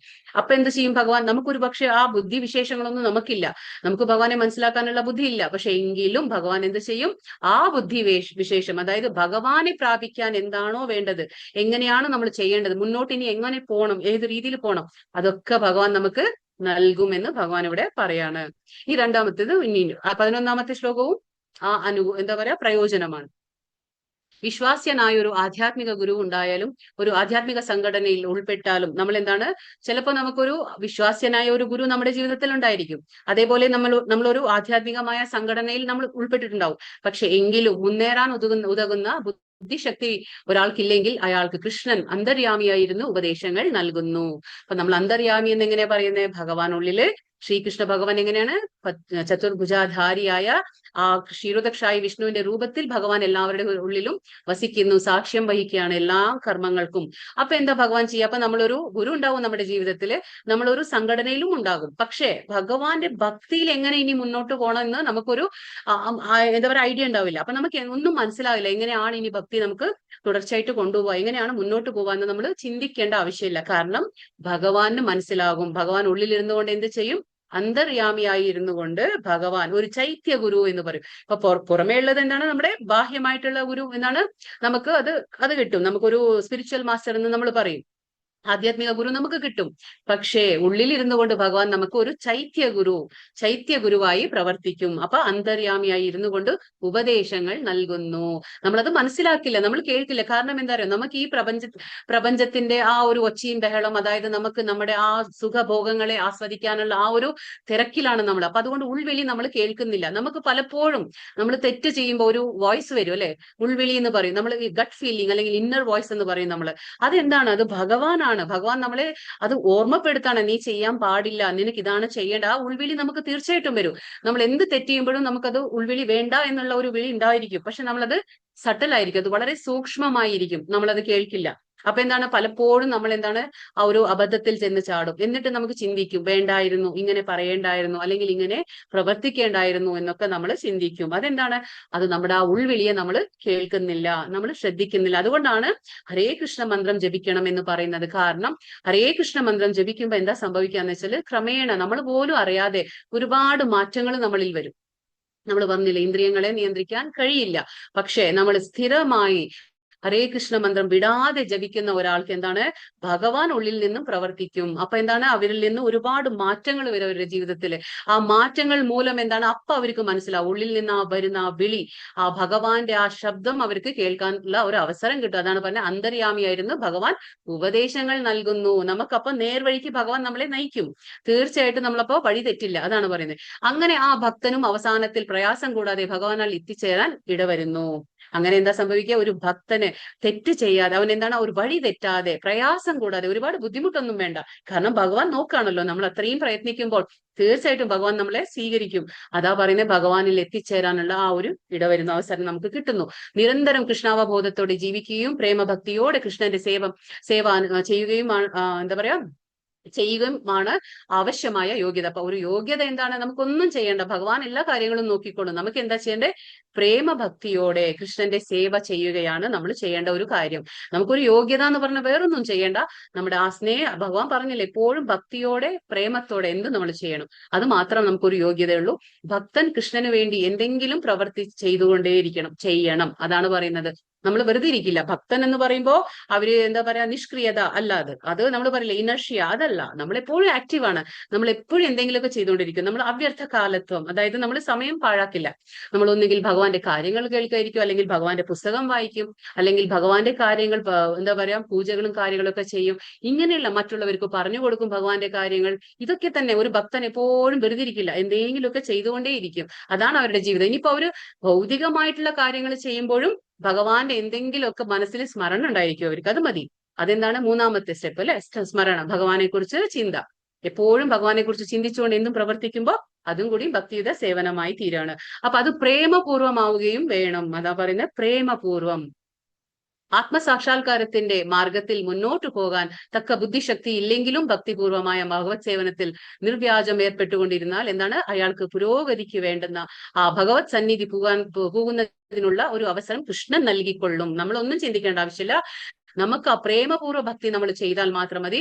ആ ആത്മസാക്ഷാത്കാരം നേടാൻ എന്താണോ വേണ്ടത്, ആ വഴിയൊക്കെ നമുക്ക് സ്വയമേ ഭഗവാൻ തുറന്നു തരും. അതായത് ഉള്ളിൽ അന്തര്യാമിയായിട്ട് ഭഗവാൻ പ്രവർത്തിക്കുകയാണ്. അപ്പൊ ഭഗവാൻ തന്നെ അതിന് വേണ്ടുന്ന എല്ലാ കാര്യങ്ങളും ഭഗവാൻ നമുക്ക് സ്വയം ചെയ്തു തരും. ആ രീതിയിലായിരിക്കും നമ്മുടെ ജീവിതം മുന്നോട്ട് പോകുന്നത്. അപ്പൊ നമുക്ക് വിഷമിക്കേണ്ട ആവശ്യമൊന്നുമില്ല. അപ്പൊ ഭഗവാൻ ചൈതന്യ പ്രഭുവായിട്ട് അവതരിച്ചപ്പോൾ 600 വർഷങ്ങൾക്ക് മുമ്പ്, അപ്പൊ എന്താ സംഭവിച്ചത്, ഭഗവാൻ എന്താ പറയാ, ചതുർമാസം എന്ന് പറയും, ചാതുർമാസ്യം എന്ന് പറയുമ്പോൾ ഈ 4 മാസം, ജൂലൈ തൊട്ട് നമ്മുടെ ഓഗസ്റ്റ്, സെപ്റ്റംബർ, ഒക്ടോബർ, നവംബർ വരെയുള്ള ആ മാസങ്ങളാണ്. ഈ ചാതുർമാസ്യത്തിൽ എന്താണ്, മഴക്കാലം. ആ സമയത്തൊന്നും ഈ എന്താ പറയാ, യാത്ര ഒരുപാട് ചെയ്യില്ല. എവിടെയാണോ അവിടെ അവര് താമസിക്കും, അങ്ങനെയാണ്. അപ്പോ ചൈതന്യ മഹാപ്രഭു സൗത്ത് ഇന്ത്യയിലേക്ക് വന്നു. അപ്പൊ സൗത്ത് ഇന്ത്യ വരുമ്പോൾ ചൈതന്യ മഹാപ്രഭു എന്താണ്, അവിടെ വരുമ്പോൾ ശ്രീരംഗത്തിലെത്തി. ആ ശ്രീരംഗം എന്ന, തമിഴ്നാട്ടിലെ ശ്രീരംഗം എന്ന സ്ഥലത്തെത്തി. അവിടെ എത്തുമ്പോ അവിടെ ഒരു ബ്രാഹ്മണനെ കണ്ടുമുട്ടാണ്. ആര്, ചൈതന്യ മഹാപ്രഭു. ആ ബ്രാഹ്മണൻ എങ്ങനെയാണ്, ഒരു നല്ല കൃഷ്ണഭക്തനായിരുന്നു. പക്ഷേ നിരക്ഷരനാണ്, അതായത് വിദ്യാഭ്യാസമില്ല, ഒട്ടും എഡ്യൂക്കേഷൻ ഇല്ല. ഒന്നും വായിക്കാൻ അറിയില്ല, ഭഗവത്ഗീത വായിക്കാനൊന്നും അറിഞ്ഞുകൂടാ. പക്ഷെ എന്നും ഭഗവാനെ കുറിച്ച് കേൾക്കാൻ ഒരുപാട് ഇഷ്ടമാണ്. നമുക്ക് മതിയല്ലോ. നമ്മൾ 9 വിധ ഭക്തിയിൽ എന്താണ് ആദ്യം വേണ്ടത്, നമുക്ക് ഭഗവാനെ കുറിച്ച് കേൾക്കുക എന്നതാണ് ഇമ്പോർട്ടന്റ്. അപ്പോ ഇദ്ദേഹത്തിന് ഭഗവാനെ കുറിച്ച് എപ്പോഴും കേൾക്കാൻ ഒരുപാട് താല്പര്യമാണ്. അപ്പൊ അങ്ങനെയുള്ള സമയത്ത് എന്താണ്, ഇദ്ദേഹത്തിന് ഒരു ഗുരു ഉണ്ടായിരിക്കും. ആ ഗുരു ഇങ്ങനെ പറയാണ്, അതായത് നമ്മൾ ഭഗവാന്റെ കാര്യങ്ങൾ എപ്പോഴും കേൾക്കണം, അതുപോലെ തന്നെ ഭഗവത്ഗീത ദിവസേന വായിക്കണം എന്ന് പറയും. അത് കേട്ടപ്പോൾ ഇദ്ദേഹത്തിന് വിഷമമാണ്. കാരണം എന്താണെന്ന് വെച്ചാൽ വായിക്കാൻ അറിഞ്ഞുകൂടാ, വിദ്യാഭ്യാസം ഒന്നുമില്ല. അപ്പോ ഇത് വിഷമമുണ്ട് ഇദ്ദേഹത്തിന്. പക്ഷെ എന്നും കേൾക്കും, ഭഗവാനെ കുറിച്ച് ഒരുപാട് കേൾക്കും. അപ്പോ പിന്നെ ഗുരു പറഞ്ഞ സ്ഥിതിക്ക് അത് നമ്മൾ ഫോളോ ചെയ്തില്ലെങ്കിൽ, അനുസരിച്ചില്ലെങ്കിൽ അതൊരു വിഷമമുണ്ട് ഇദ്ദേഹത്തിന്. ഞാൻ എന്താ ചെയ്യാന്നുള്ള ആ ചിന്തയിലായി. ഭഗവത്ഗീത പുസ്തകം ഉണ്ട് കയ്യില്. ആ പുസ്തകം ഇങ്ങനെ നെഞ്ചിലോട്ട് ഇങ്ങനെ ചേർത്ത് പിടിച്ചിങ്ങനെ കരയും, എന്നിങ്ങനെ കരഞ്ഞുകൊണ്ടിരിക്കും. അപ്പൊ ആ സമയത്ത് ചൈതന്യ മഹാപ്രഭു അവിടേക്ക് വരികയാണ്. അപ്പൊ ഇങ്ങനെ ഈ ബ്രാഹ്മണനെ കണ്ടിട്ട് ബ്രാഹ്മണൻ കരയാണ്, ഭഗവത്ഗീതയെ കെട്ടിപ്പിടിച്ചിങ്ങനെ കരയാണ്. അപ്പൊ ചോദിക്കും ബ്രാഹ്മണനോട്, എന്താ സംഭവിച്ചത്, എന്തിനാ കരയുന്നതെന്ന്. അപ്പൊ ബ്രാഹ്മണൻ പറയും, ഇങ്ങനെ എന്റെ ഗുരു പറഞ്ഞിട്ടുണ്ട് ദിവസേന നമ്മൾ കേട്ടാൽ പോരാ, ഭഗവത്ഗീത നിത്യേന നമ്മൾ ദിവസവും വായിക്കണം എന്ന് പറഞ്ഞു എന്ന്. അതിനിപ്പോ എന്താ പ്രശ്നം എന്ന് ചോദിച്ചു. അല്ല, എനിക്ക് വായിക്കാൻ അറിയില്ല, എനിക്ക് വിദ്യാഭ്യാസം ഒന്നുമില്ല, എനിക്ക് ഭഗവത്ഗീത വായിക്കാൻ അറിഞ്ഞൂടാ. ആ പുസ്തകം പോലും തിരിച്ചു മറിച്ചൊക്കെ പിടിച്ചിരിക്കണേ, ഒന്നും അത്രയും ഭക്തിയുണ്ട്, പക്ഷെ വായിക്കാൻ അറിയില്ല. പക്ഷെ അവര് പറഞ്ഞു, ഗുരു പറഞ്ഞിട്ട് നമ്മൾ അത് ചെയ്യാതിരുന്നാൽ അത് ഗുരു അവജ്ഞ ആയി പോവില്ലേ, അപ്പൊ അതൊരു വിഷമമുണ്ട് എനിക്ക് എന്ന് പറയും. അപ്പോ അങ്ങനെ പറയുമ്പോൾ ചോദിക്കും, അതിനാണോ കരയുന്നത് എന്ന് ചോദിക്കും. അപ്പൊ അദ്ദേഹം പറഞ്ഞു, ഇല്ല, ഞാൻ വായിക്കാൻ പറ്റാത്തതിൽ കരയല്ല, പക്ഷെ എനിക്ക് എന്തിനാ ചോദിക്കും, എന്തിനാ കരയുന്നേ? അപ്പൊ പറയാണ്, അതായത് ഞാൻ ദിവസേന കൃഷ്ണനെ കുറിച്ച് കേൾക്കാണ്. കൃഷ്ണൻ എന്താ ദേവോത്തമ പരമപുരുഷനാണ്, ഭോക്താവാണ്, അധിപനാണ്, നിയന്താവാണ്, എല്ലാം ആണ്. എങ്കിലും ഭഗവത്ഗീതയുടെ ഫ്രണ്ട് കവർ എന്താണ്? ഫ്രണ്ട് പേജിൽ നമ്മൾ എന്താ കാണാം? അതിൽ കാണുന്ന എന്താണ്? ഭഗവാൻ സ്വയം സാരഥിയായിരിക്കാണ്. ഭഗവാൻ ആരുടെ? അർജുനന്റെ തേരാളിയായിട്ട് ഇരിക്കുന്ന ആ പിക്ചർ, ആ ചിത്രമാണ് കാണുന്നത്. അത് കണ്ടപ്പോൾ എനിക്ക് സഹിക്കാൻ പറ്റുന്നില്ല, എനിക്ക് ഭയങ്കരമായിട്ട് സങ്കടം വരുന്നു, എനിക്ക് ഒരുപാട് വിഷമം തോന്നുന്നു. അതായത് ഭഗവാൻ ഇത്രയും വലിയ ആളായിട്ട് ഉത്തമ സ്ഥാനത്തിൽ ഇരുന്നു കൊണ്ട് പോലും ഭഗവാൻ ഭക്തന്റെ ഒരു സാരഥിയാവാണ്, രഥത്തിന്റെ സാരഥി, തേരാളിയാവാണ്. അത് കണ്ടപ്പോൾ എനിക്ക് ഭഗവാന്റെ ആ ഒരു അച്യുത, ഭഗവാനെ നമ്മൾ എന്ത് വിളിക്കും? അച്യുത. അച്യുത എന്ന് പറഞ്ഞ എന്താണ്? ച്യുതി സംഭവിക്കാത്തവൻ. അതായത് ഭഗവാൻ എത്ര വലിയവനായാലും, ഭഗവാൻ ഏതൊരു പൊസിഷൻ സ്വീകരിക്കുമ്പോഴും, ഒരു തേരാളിയുടെ പൊസിഷൻ സ്വീകരിക്കുമ്പോഴും ഭഗവാന്റെ സ്ഥാനത്തിന് ഒരിക്കലും ച്യുതി സംഭവിക്കുന്നില്ല. അതേപോലെ ഭക്തന്റെ അടുത്ത് സ്നേഹം കാണിക്കാനും ഭഗവാൻ ഒരിക്കലും ഫെയിൽ ആവില്ല. അതായത് ഭഗവാൻ ഒരിക്കലും മറക്കില്ല, ഭഗവാന്റെ ഭക്തനോട് സ്നേഹം പ്രകടിപ്പിക്കാൻ ഭഗവാൻ മറക്കില്ല. അതിന്റെ ഒരു എന്താ പറയാ ഉദാഹരണമാണ് ഭഗവാൻ സ്വയം തേരാളിയായി. അത് കണ്ടപ്പോൾ അദ്ദേഹത്തിന് സഹിക്കുന്നില്ല, ഭഗവാന്റെ ആ ഒരു ഹംബിൾ പൊസിഷൻ, അത് കണ്ടിട്ടാണ് അദ്ദേഹം കരഞ്ഞിരുന്നത്. അപ്പോ ചൈതന്യ മഹാപ്രഭു എന്താ ചെയ്തത്? അദ്ദേഹത്തിനെ കെട്ടിപ്പിടിച്ചു പറഞ്ഞു, വിദ്യാഭ്യാസം ഉണ്ടായിട്ടും, എത്രയോ പേർക്ക് ജ്ഞാനം ഉണ്ടായിട്ടും, ഈ സിമ്പിൾ ഒരു ഫിലോസഫി, ഈ തത്വം അത് മനസ്സിലായിക്കൊള്ളുന്നില്ല, അത് നിനക്ക് മനസ്സിലായി കഴിഞ്ഞു എന്നും പറഞ്ഞ് അദ്ദേഹത്തെ കെട്ടിപ്പിടിക്കുകയാണ്. അപ്പൊ ഇതിന്റെ അർത്ഥം എന്താണ്? നമുക്ക് ഒരുപാട് വിദ്യാഭ്യാസം വേണ്ട, ഒരുപാട് ജ്ഞാനം വേണ്ട, ഭൗതികമായിട്ടോ ലൗകികമായിട്ടുള്ള ഒരുപാട് ജ്ഞാനമൊന്നും നമുക്ക് വേണ്ട. നമുക്ക് ഭഗവാന്റെ കാര്യത്തില് ആ ഒരു ഇൻട്രസ്റ്റ് മതി, ആ കേൾവി, ഭഗവാന്റെ കാര്യത്തിൽ നമ്മൾ കേട്ടു പരിപൂർണതയിലേക്ക് എത്താൻ പറ്റും. മാത്രം അത് ഇതിൽ നിന്ന് നമുക്ക് കാണിച്ചു തരാണ് ഭഗവാൻ. അത്ര മാത്രമേ നമുക്ക് മനസ്സിലാവുള്ളൂ. അല്ലാതെ നമ്മൾ വിചാരിക്കുകയാണെ ഒരുപാട് വിദ്യാഭ്യാസമുള്ള വ്യക്തി ഒരുപാട് ജ്ഞാനമുണ്ടെന്ന് നമ്മൾ തെറ്റിദ്ധരിക്കാൻ പാടില്ല. ഒട്ടും വിദ്യാഭ്യാസം ഇല്ലെങ്കിലും ഭഗവാന്റെ if you know the science of Krishna you know everything എന്നാ പറയാ. അതായത് ഒരു വ്യക്തിക്ക് ഭഗവാൻ കൃഷ്ണന്റെ കാര്യങ്ങൾ അറിയോ എങ്കിൽ ആ വ്യക്തിക്ക് എല്ലാം അറിയാം എന്നാണ് പറയുന്നത്. എന്നാൽ ഭൗതികമായിട്ട് നമ്മൾ ഒരുപാട് പാണ്ഡിത്യം നേടിയെടുത്താലും പക്ഷെ ഭഗവാൻ കൃഷ്ണൻ എന്താണ് ഏതാണെന്ന് അറിഞ്ഞില്ലെങ്കിൽ അദ്ദേഹത്തിന് ഒന്നും തന്നെ അറിയില്ല എന്നാണ് നമ്മൾ വിചാരിക്കേണ്ടത്. അതായത് അതുകൊണ്ടാണ് ഈ വ്യക്തിക്ക് ഒന്നും അറിയില്ല, പക്ഷെ എങ്കിലും വേണ്ടുന്ന കാര്യങ്ങൾ അറിയാം. അതാണ്. അപ്പൊ നമുക്ക് വിഷമിക്കാനില്ല, ഒന്നും അറിയില്ലെങ്കിലും ഭഗവാൻ നമ്മളെ നയിച്ചോളാ വഴിക്ക്. പക്ഷെ നമുക്ക് പ്രേമത്തോടെ ഭക്തിയുടെ സേവനത്തിൽ ഏർപ്പെടണം എന്ന് മാത്രം. ഇത് ലാസ്റ്റ് ചതുശ്ലോകി ഭഗവത്ഗീതയിലെ ലാസ്റ്റ് ശ്ലോകം. എന്താണ്? പ്രയോജനം. ഇതിലെന്താ ഭഗവാൻ പറയുന്നത്? തേഷാം ഏവാനുകമ്പാർത്ഥം അഹം അജ്ഞാനജം തമഹാനാശയാമി ആത്മഭാവസ്തോ ജ്ഞാനദീപേന ഭാസ്വത. അവരിൽ സവിശേഷ അനുകമ്പയോടെ ഞാൻ ഹൃദയസ്ഥനായിട്ട് ജ്ഞാനദീപം കൊണ്ട് അവരുടെ അജ്ഞാനജന്യമായ തമസ്സിനെ അകറ്റുന്നു. അപ്പൊ ഭഗവാൻ എന്താ ഇവിടെ പറയുന്നത്? അജ്ഞാനജന്യമായ തമസ്സിനെ അകറ്റുന്നു. അപ്പൊ തമസ് എന്ന് പറഞ്ഞാൽ ഇരുട്ടാണ്. തമസ് എന്ന് പറഞ്ഞാൽ എന്താണ്? ഇരുട്ട്. അതായത് അജ്ഞാനം. അതായത് ജ്ഞാനമുള്ളോട്, ജ്ഞാനം എന്ന് പറയുമ്പോൾ അത് വെളിച്ചം, അജ്ഞാനം എന്ന് പറയുമ്പോൾ അത് ഇരുട്ടാണ്. അപ്പൊ ഭഗവാൻ എന്താ പറയുന്നത്? സവിശേഷ അനുകമ്പ, സ്പെഷ്യൽ മർസി. മർസി എന്ന് പറഞ്ഞാൽ സ്പെഷ്യൽ കരുണ, ഭഗവാന്റെ കരുണ. നമ്മൾ എപ്പോഴും പറയുന്നുണ്ട് നമ്മുടെ പ്രയത്നം ഉണ്ടായിരിക്കണം, അതിന്റെ കൂടെ തന്നെ ഭഗവാന്റെ കരുണ ഉണ്ടായിരിക്കണം. അപ്പോ നമ്മൾ പ്രയത്നിക്കുമ്പോൾ ഭഗവാൻ സ്പെഷ്യൽ മർസി നമുക്ക് കാണിച്ചു തരും. അതാ പറയുന്നത് സവിശേഷ അനുകമ്പയോടെ ഞാൻ എന്ത് ചെയ്യും? ഭഗവാൻ എന്ത് ചെയ്യും? ഹൃദയസ്ഥനായിട്ട്. അപ്പൊ ഭഗവാൻ എന്താണ്? ഹൃദയസ്ഥനായി പരമാത്മാവായിട്ട് ഇരിക്കുന്നുണ്ട്. അപ്പൊ ജ്ഞാനദീപം കൊണ്ട് ഭഗവാന്റെ ഉള്ളിൽ എന്താണ് ഭഗവാൻ ചെയ്യുന്നത്? നമുക്ക് പണി, ഭഗവാൻ നമുക്ക് വേണ്ടി സഹായിക്കുകയാണ്. അതായത് ഭഗവാൻ ആ ജ്ഞാനദീപം തെളിയിക്കുകയാണ്. നമ്മുടെ ഉള്ളിൽ ഇരുന്നു കൊണ്ട് ആ ജ്ഞാനദീപം തെളിയിക്കുമ്പോൾ എന്താണ് സംഭവിക്കുക? അപ്പോ ഇരുട്ടാകുന്ന ആ അജ്ഞാനം ഇല്ലാതാകുന്നു. ജ്ഞാനദീപം തെളിയിച്ചു കഴിഞ്ഞാൽ ഇരുട്ടാകുന്ന അജ്ഞാനം ഇല്ലാതാകുന്നു. അപ്പൊ ഭഗവാൻ പറയുന്നു അജ്ഞാനജന്യമായ തമസ്സിനെ ഞാൻ അകറ്റുന്നു. അപ്പൊ ഇത് ഭഗവാൻ നമുക്ക് തരുന്ന ആനുകൂല്യമാണ്, അതായത് പ്രയോജനമാണ്. 10ഉം 11ഉം പ്രയോജനം. നമുക്ക് വേണ്ടുന്ന ആ ഭക്തിയിൽ മുന്നോട്ട് പോകുന്ന ആ ബുദ്ധിവിശേഷം ഭഗവാൻ നൽകുന്നു. അതേപോലെ ഭഗവാൻ ഹൃദയസ്ഥനായി ഇരുന്നു കൊണ്ട് ആ ജ്ഞാനദീപം കൊണ്ട് നമ്മുടെ ആ ഇരുട്ടായ അജ്ഞാനത്തെ ഭഗവാൻ ഇല്ലാതാക്കുന്നു. വെളിച്ചം എന്ന അജ്ഞാനം ഭഗവാൻ നമുക്ക് തരുന്നു. ഇത് നമ്മൾ മനസ്സിലാക്കണം. ഇതാണ് പറയുന്നത്. ജീവിതത്തിന് വേണ്ടുന്ന ഭൗതിക ആവശ്യങ്ങളെ പറ്റി ഭക്തൻ വിഷമിക്കേണ്ടതില്ല. അപ്പൊ നമുക്ക് എപ്പോഴും നമ്മൾ ഇന്നലെയും മനസ്സിലാക്കി എന്താണ് യോഗക്ഷേമം വഹാമ്യഹം. ഭഗവാൻ 22-ാം ശ്ലോകത്തിൽ പറയുന്നു, ഒരു ഭക്തന് ഭൗതികമായിട്ടുള്ള കാര്യങ്ങൾക്ക് വേണ്ടി അദ്ദേഹം എന്താ പറയുക പരിശ്രമിക്കേണ്ട ആവശ്യമില്ല, ചിന്തിക്കേണ്ട ആവശ്യമില്ല. അത് നടന്നോളൂ, ഭഗവാന്റെ ആ ഇച്ഛ പ്രകാരം അത് നടക്കും. കാരണം നമ്മൾ ശരണാഗതി പ്രാപിക്കണം ഭഗവാനിലെ, എല്ലാം ഭഗവാൻ നോക്കിക്കോളും. അപ്പൊ നമുക്ക് അതിന് വിഷമിക്കേണ്ട ആവശ്യമൊന്നുമില്ല. ജീവിതത്തിന് വേണ്ടുന്ന ഭൗതിക ആവശ്യങ്ങളെ പറ്റി ഭക്തൻ ചിന്തിക്കേണ്ട ആവശ്യമില്ല. ഉത്കണ്ഠയും വേണ്ട, നമുക്ക് ആ ടെൻഷൻ, ആങ്സൈറ്റി ഒന്നും വേണ്ട. ഹൃദയത്തിലെ അന്ധകാരം നീങ്ങിപ്പോയാൽ, ഹൃദയത്തിൽ നമുക്ക് എന്താണ് ജന്മാന്തരം കൊണ്ട് നമ്മൾ അടിഞ്ഞുകൂടിയ ഒരുപാട് അന്ധകാരമുണ്ട്, ഇരുട്ടുണ്ട്. ആ ഇരുട്ട് എന്താണ്? അജ്ഞാനമാണ്. ഭഗവാനെ കുറിച്ച് അറിവില്ലാത്തത് കൊണ്ടുള്ള അജ്ഞാനമാണ്. ആ ഇരുട്ടൊക്കെ നീങ്ങി പോകുമ്പോൾ, അത് അന്ധകാരം നീങ്ങുമ്പോൾ എന്താ സംഭവിക്കുക? ഭക്തന്റെ സേവനത്താൽ സന്തുഷ്ടനായ ഭഗവാൻ എന്ത് ചെയ്യും? ഭക്തന്റെ സേവനത്താൽ. ഇപ്പൊ നമുക്ക് ഭഗവാൻ എന്താണ്, ഭഗവത്ഗീത എന്താണെന്ന് മനസ്സിലായില്ലെങ്കിൽ എങ്ങനെയാണ് നമ്മൾ ഭക്തിയുടെ സേവനങ്ങൾ അനുഷ്ഠിക്കുക? പറ്റില്ല. നമുക്ക് ഭഗവാനെ കുറിച്ച് ഒന്നും അറിയില്ല. ആഴ്ചയ്ക്ക് ഒരു ദിവസം അമ്പലത്തിൽ പോയതുകൊണ്ട് ഭഗവാൻ നമുക്ക് ലഭിക്കില്ല, അത് തീർച്ചയായിട്ടും ഇല്ല.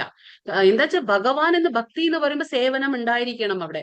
അപ്പൊ എന്താ പറയുന്നത്? നമ്മൾ ആ ഇരുട്ടില്ലാതാകണമെങ്കിൽ നമ്മൾ ഭഗവാനെ കുറിച്ചുള്ള ജ്ഞാനം സ്വീകരിക്കണം. അപ്പൊ എന്താ സംഭവിക്കുക? നമ്മൾ സേവനത്തിൽ ഏർപ്പെടുന്നു. അപ്പൊ നമ്മുടെ സേവനത്തിൽ എന്താണ്? സന്തുഷ്ടനാവുകയാണ് ഭഗവാൻ. അപ്പൊ എന്താണ്? ആവശ്യങ്ങളെല്ലാം അവൻ നിറവേറ്റി തരും. നമ്മൾ ചോദിക്കേണ്ട ആവശ്യമില്ല. ഭഗവാൻ സ്വയം കണ്ടറിഞ്ഞ് നമുക്ക് എന്താണോ വേണ്ടത് എന്നും പറഞ്ഞ് നമുക്ക് ആവശ്യമുള്ളതെല്ലാം ഭഗവാൻ തരില്ല. കാരണം ഭഗവാൻ അറിയാം എന്ത് തന്നാൽ ഈ ഭക്തി നാശമാവില്ല. അതായത് എന്ത് കൊടുക്കുമ്പോ ഈ ഭക്തന് ഞാൻ എന്ത് കൊടുത്താലാണ് ഈ ഭക്തി മുന്നോട്ട് പോവുക എന്ന് ഭഗവാൻ അറിയാം. അത് മാത്രമേ ഭഗവാൻ തരുള്ളൂ. അല്ലാതെ നമ്മൾ ആവശ്യപ്പെടുന്നതൊന്നും ഭഗവാൻ തരില്ല. അങ്ങനെയാണ് നമ്മുടെ ആവശ്യങ്ങളെല്ലാം നിറവേറ്റി കൊടുക്കുമാറ് ഭഗവാൻ. ഇതാണ് ഭഗവത്ഗീതയിലെ ഉപദേശങ്ങളുടെ സാരം. എന്താണ് ഭഗവത്ഗീതയുടെ ഉപദേശ സാരം? അതായത് നമ്മുടെ അന്ധകാരം നീങ്ങുമ്പോൾ ഭക്തന്റെ സേവനത്താൽ സന്തുഷ്ടനായ ഭഗവാൻ ഭക്തന്റെ ആവശ്യങ്ങളെല്ലാം നിറവേറ്റി കൊടുക്കുന്നു. ഇതാണ് ഭഗവത്ഗീതയുടെ എസെൻസ് എന്ന് നമ്മൾ പറയും, സാരം. ഭഗവത്ഗീത പഠനം വഴി ഒരാൾക്ക് ഭഗവാൻ സ്വയം സമർപ്പിതനായി തീരുവാൻ കഴിയും. ആരാണോ ഭഗവത്ഗീത സീരിയസ് ആയിട്ട് അധ്യയനം ചെയ്യുന്നത്, അങ്ങനെ ഗൗരവത്തോടെ ആരാണോ അധ്യയനം ചെയ്യുന്നത്, അങ്ങനെയുള്ള ഒരു ഭക്തന് വേണ്ടി എന്താണ്? ഭഗവാൻ സ്വയം സമർപ്പിതനാകും. ഭഗവാൻ എന്താണ്? ഭക്ത പരാധീന. ഭഗവാൻ എല്ലാം കൊടുക്കും, പക്ഷെ ഭക്തി കൊടുക്കില്ല. അത്ര എളുപ്പത്തിൽ ആർക്കും ഭക്തി കൊടുക്കില്ല. കാരണം എന്താന്ന് വെച്ചാല് ഭഗവാൻ ആർക്കെങ്കിലും ഭക്തി കൊടുത്തു കഴിഞ്ഞാൽ ഭഗവാൻ സ്വയം വിൽക്കപ്പെടുകയാണ് ചെയ്യുന്നത്. അപ്പോ ഭഗവാൻ സ്വയം വിൽക്കപ്പെടുവോടെ. അതുകൊണ്ട് ഭഗവാൻ ആർക്കും അത്ര എളുപ്പത്തില് ഭക്തി കൊടുക്കില്ല. എന്ത് കൊടുത്താലും മോക്ഷം കൊടുക്കും, പക്ഷെ ഭക്തി കൊടുക്കില്ല എളുപ്പത്തില്. അതാണ് പറയുന്നത്. അപ്പൊ ഭക്തി എന്ന് പറയുന്നത് മോക്ഷത്തിനേക്കാൾ മുകളിലാണത് ഭക്തിയുടെ സേവനം. അപ്പൊ അതുകൊണ്ടാണ് പറയുന്നത് ഭഗവാൻ സ്വയം സമർപ്പിതനായി തീരും. ആർക്ക്? ഭക്തന്. ഭക്തിപൂർവം കൃഷ്ണന്റെ സേവനത്തിൽ മുഴുകുകയും ചെയ്യാം. സർവ്വതും ഭഗവാൻ ഏറ്റെടുക്കുന്നതോടെ ഭക്തൻ ഭൗതിക പ്രയത്നങ്ങളിൽ നിന്നെല്ലാം തികച്ചും മുക്തനാകുന്നു. അപ്പൊ ഭഗവാന്റെ വേണ്ടി നമ്മൾ സമർപ്പിതരാകുമ്പോൾ കായ വാച മനസ്സ, നമ്മുടെ ശരീരം കൊണ്ട്, മനസ്സുകൊണ്ട്, നമ്മുടെ ബുദ്ധി കൊണ്ട്, നമ്മുടെ വാക്കുകൊണ്ട് നമ്മൾ ഭഗവാനെ സമർപ്പിതരാകുമ്പോൾ, നമ്മൾ ഭഗവാനെ ആശ്രയിക്കുമ്പോൾ എന്താ? അഭയം തേടുമ്പോൾ എന്താ സംഭവിക്കുക? ഭഗവാൻ നമ്മുടെ ജീവിതത്തെ ഭഗവാൻ ഏറ്റെടുക്കാണ്. അപ്പൊ പിന്നെ ഒരു ഭക്തന് എല്ലാ ഉത്തരവാദിത്തങ്ങളിൽ നിന്നും, എല്ലാ ഭൗതിക പ്രയത്നങ്ങളിൽ നിന്നും ആ ഭക്തൻ തികച്ചും മുക്തനാകുന്നു. അതാണ് ഇവിടെ പറയുന്നത്. അപ്പൊ ഇതൊക്കെയാണ് നമുക്ക് കിട്ടുന്ന അഡ്വാൻറ്റേജസ്. ഇപ്പൊ എന്താ പറയാ, ആനുകൂല്യങ്ങൾ. അപ്പൊ ഇവിടെ ഭഗവാൻ എന്താ പറയുന്നത്? ഇപ്പൊ നെക്സ്റ്റ് ഇതൊക്കെ പറഞ്ഞു കൊടുത്തു ഭഗവാൻ. അപ്പൊ അർജുനൻ പറയാണ് ഇപ്പോ, പരം ബ്രഹ്മ പരന്ധാമ പവിത്രം പരമം ഭവാൻ പുരുഷം ശാശ്വതം ദിവ്യം ആദിദേവമജം വിഭും ആഹുസ്വാമുഷയ സർവേ ദേവശ്രീനാരദസ്തഥാ അസിതോ ദേവലവ്യാസ സ്വയം ചൈവ ബ്രവീഷിമേ. അർജുനൻ പറയാണ് ഇപ്പോ ഇതെല്ലാം കേട്ടു. അർജുനൻ പറയാണ് അങ്ങ് പരമദിവ്യോത്തമ പുരുഷനാണ്. എന്താണ് അങ്ങ്? പരമദിവ്യോത്തമ.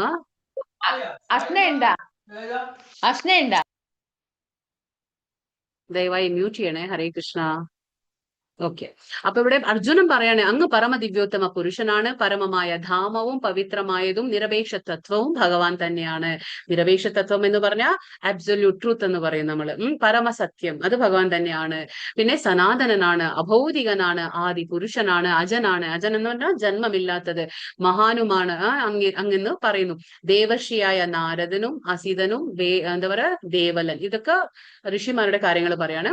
വ്യാസൻ നമുക്കറിയാം, ഇതൊക്കെ രചിച്ച ആളാണ് വ്യാസദേവൻ. അപ്പോ വ്യാസന് മുതലായ എല്ലാ ഋഷികളും എന്താ പറയുന്നത്? ഈ കാര്യം ഊന്നി പറയുന്നു. ഇപ്പോൾ അങ്ങ് സ്വയം എന്നോട് ഇതൊക്കെ വ്യക്തമായി പറയുകയും ചെയ്യുന്നു എന്ന് അർജുനൻ ഭഗവാനോട് പറയാണ്. ഇനിയിപ്പോ എന്താണ്? വിസ്തരേണാത്മനോ യോഗം, ഭഗവാനോട് അർജുനൻ ചോദിക്കുകയാണ്. വിസ്തരേണാത്മനോ യോഗം വിഭൂതിം ച ജനാർദ്ദന ഭൂയ കഥയ തൃപ്തിർഹി ശൃണ്വതോ നാസ്തി മേ ഹൃതം. അർജുനന് ഇഷ്ടം തോന്നാണ്, ഭഗവാന്റെ കാര്യങ്ങൾ ഇനിയും ഇനിയും കൂടുതൽ മനസ്സിലാക്കാൻ ആഗ്രഹം വരികയാണ്. അങ്ങയെ പറ്റി കേട്ടിട്ട് എനിക്ക് ഒരിക്കലും മതി വരുന്നില്ല, കേൾക്കുന്തോറും അങ്ങയുടെ വാക്കുകളാകുന്ന ഈ അമൃതത്തെ ആസ്വദിക്കുവാൻ തോന്നുന്നു. അപ്പൊ ഭഗവാന്റെ കാര്യങ്ങൾ അമൃത തുല്യമാണ്. നമുക്കറിയാം, ഇത് ഭഗവത്ഗീത എന്ന് പറഞ്ഞ എന്താണ്? ഭഗവാന്റെ വാണി, ഭഗവത് വാണി, ഭഗവാന്റെ വാണിയാണ്, സ്വയം ഭഗവാൻ സംസാരിക്കുന്ന കാര്യങ്ങളാണ്. അപ്പോ അർജുനൻ പറയാണ്, ഇത് കേട്ടിട്ട് എനിക്ക് മതി വരുന്നില്ല. അപ്പൊ നമുക്ക് ആലോചിക്കാം അല്ലെ, 5000 വർഷങ്ങൾക്ക് മുമ്പാണ് അർജുനൻ ഇത് ഭഗവാൻ പറഞ്ഞു കൊടുത്തത്. പക്ഷെ നമ്മൾ ഇപ്പൊ ഇരുന്നിട്ട് ഇത് വായിക്കുകയാണ്, ഭഗവത്ഗീത ഇവിടെ വായിക്കുന്നു, കേൾക്കുന്നു, സംസാരിക്കുന്നു. അപ്പൊ നമുക്ക് തന്നെ എത്രയും സന്തോഷം തോന്നുന്നു, വീണ്ടും വീണ്ടും കേൾക്കാൻ തോന്നുന്നു, വീണ്ടും വീണ്ടും വായിക്കാൻ തോന്നും ഭഗവാന്റെ കാര്യങ്ങളായതുകൊണ്ട്. അപ്പൊ നമുക്ക് ഇത്രേ അത് അമൃതം പോലെ തോന്നുകയാണെങ്കിൽ അപ്പോ അർജുനന്റെ കാര്യം എന്താണ്? പറയേണ്ടതില്ല അല്ലെ.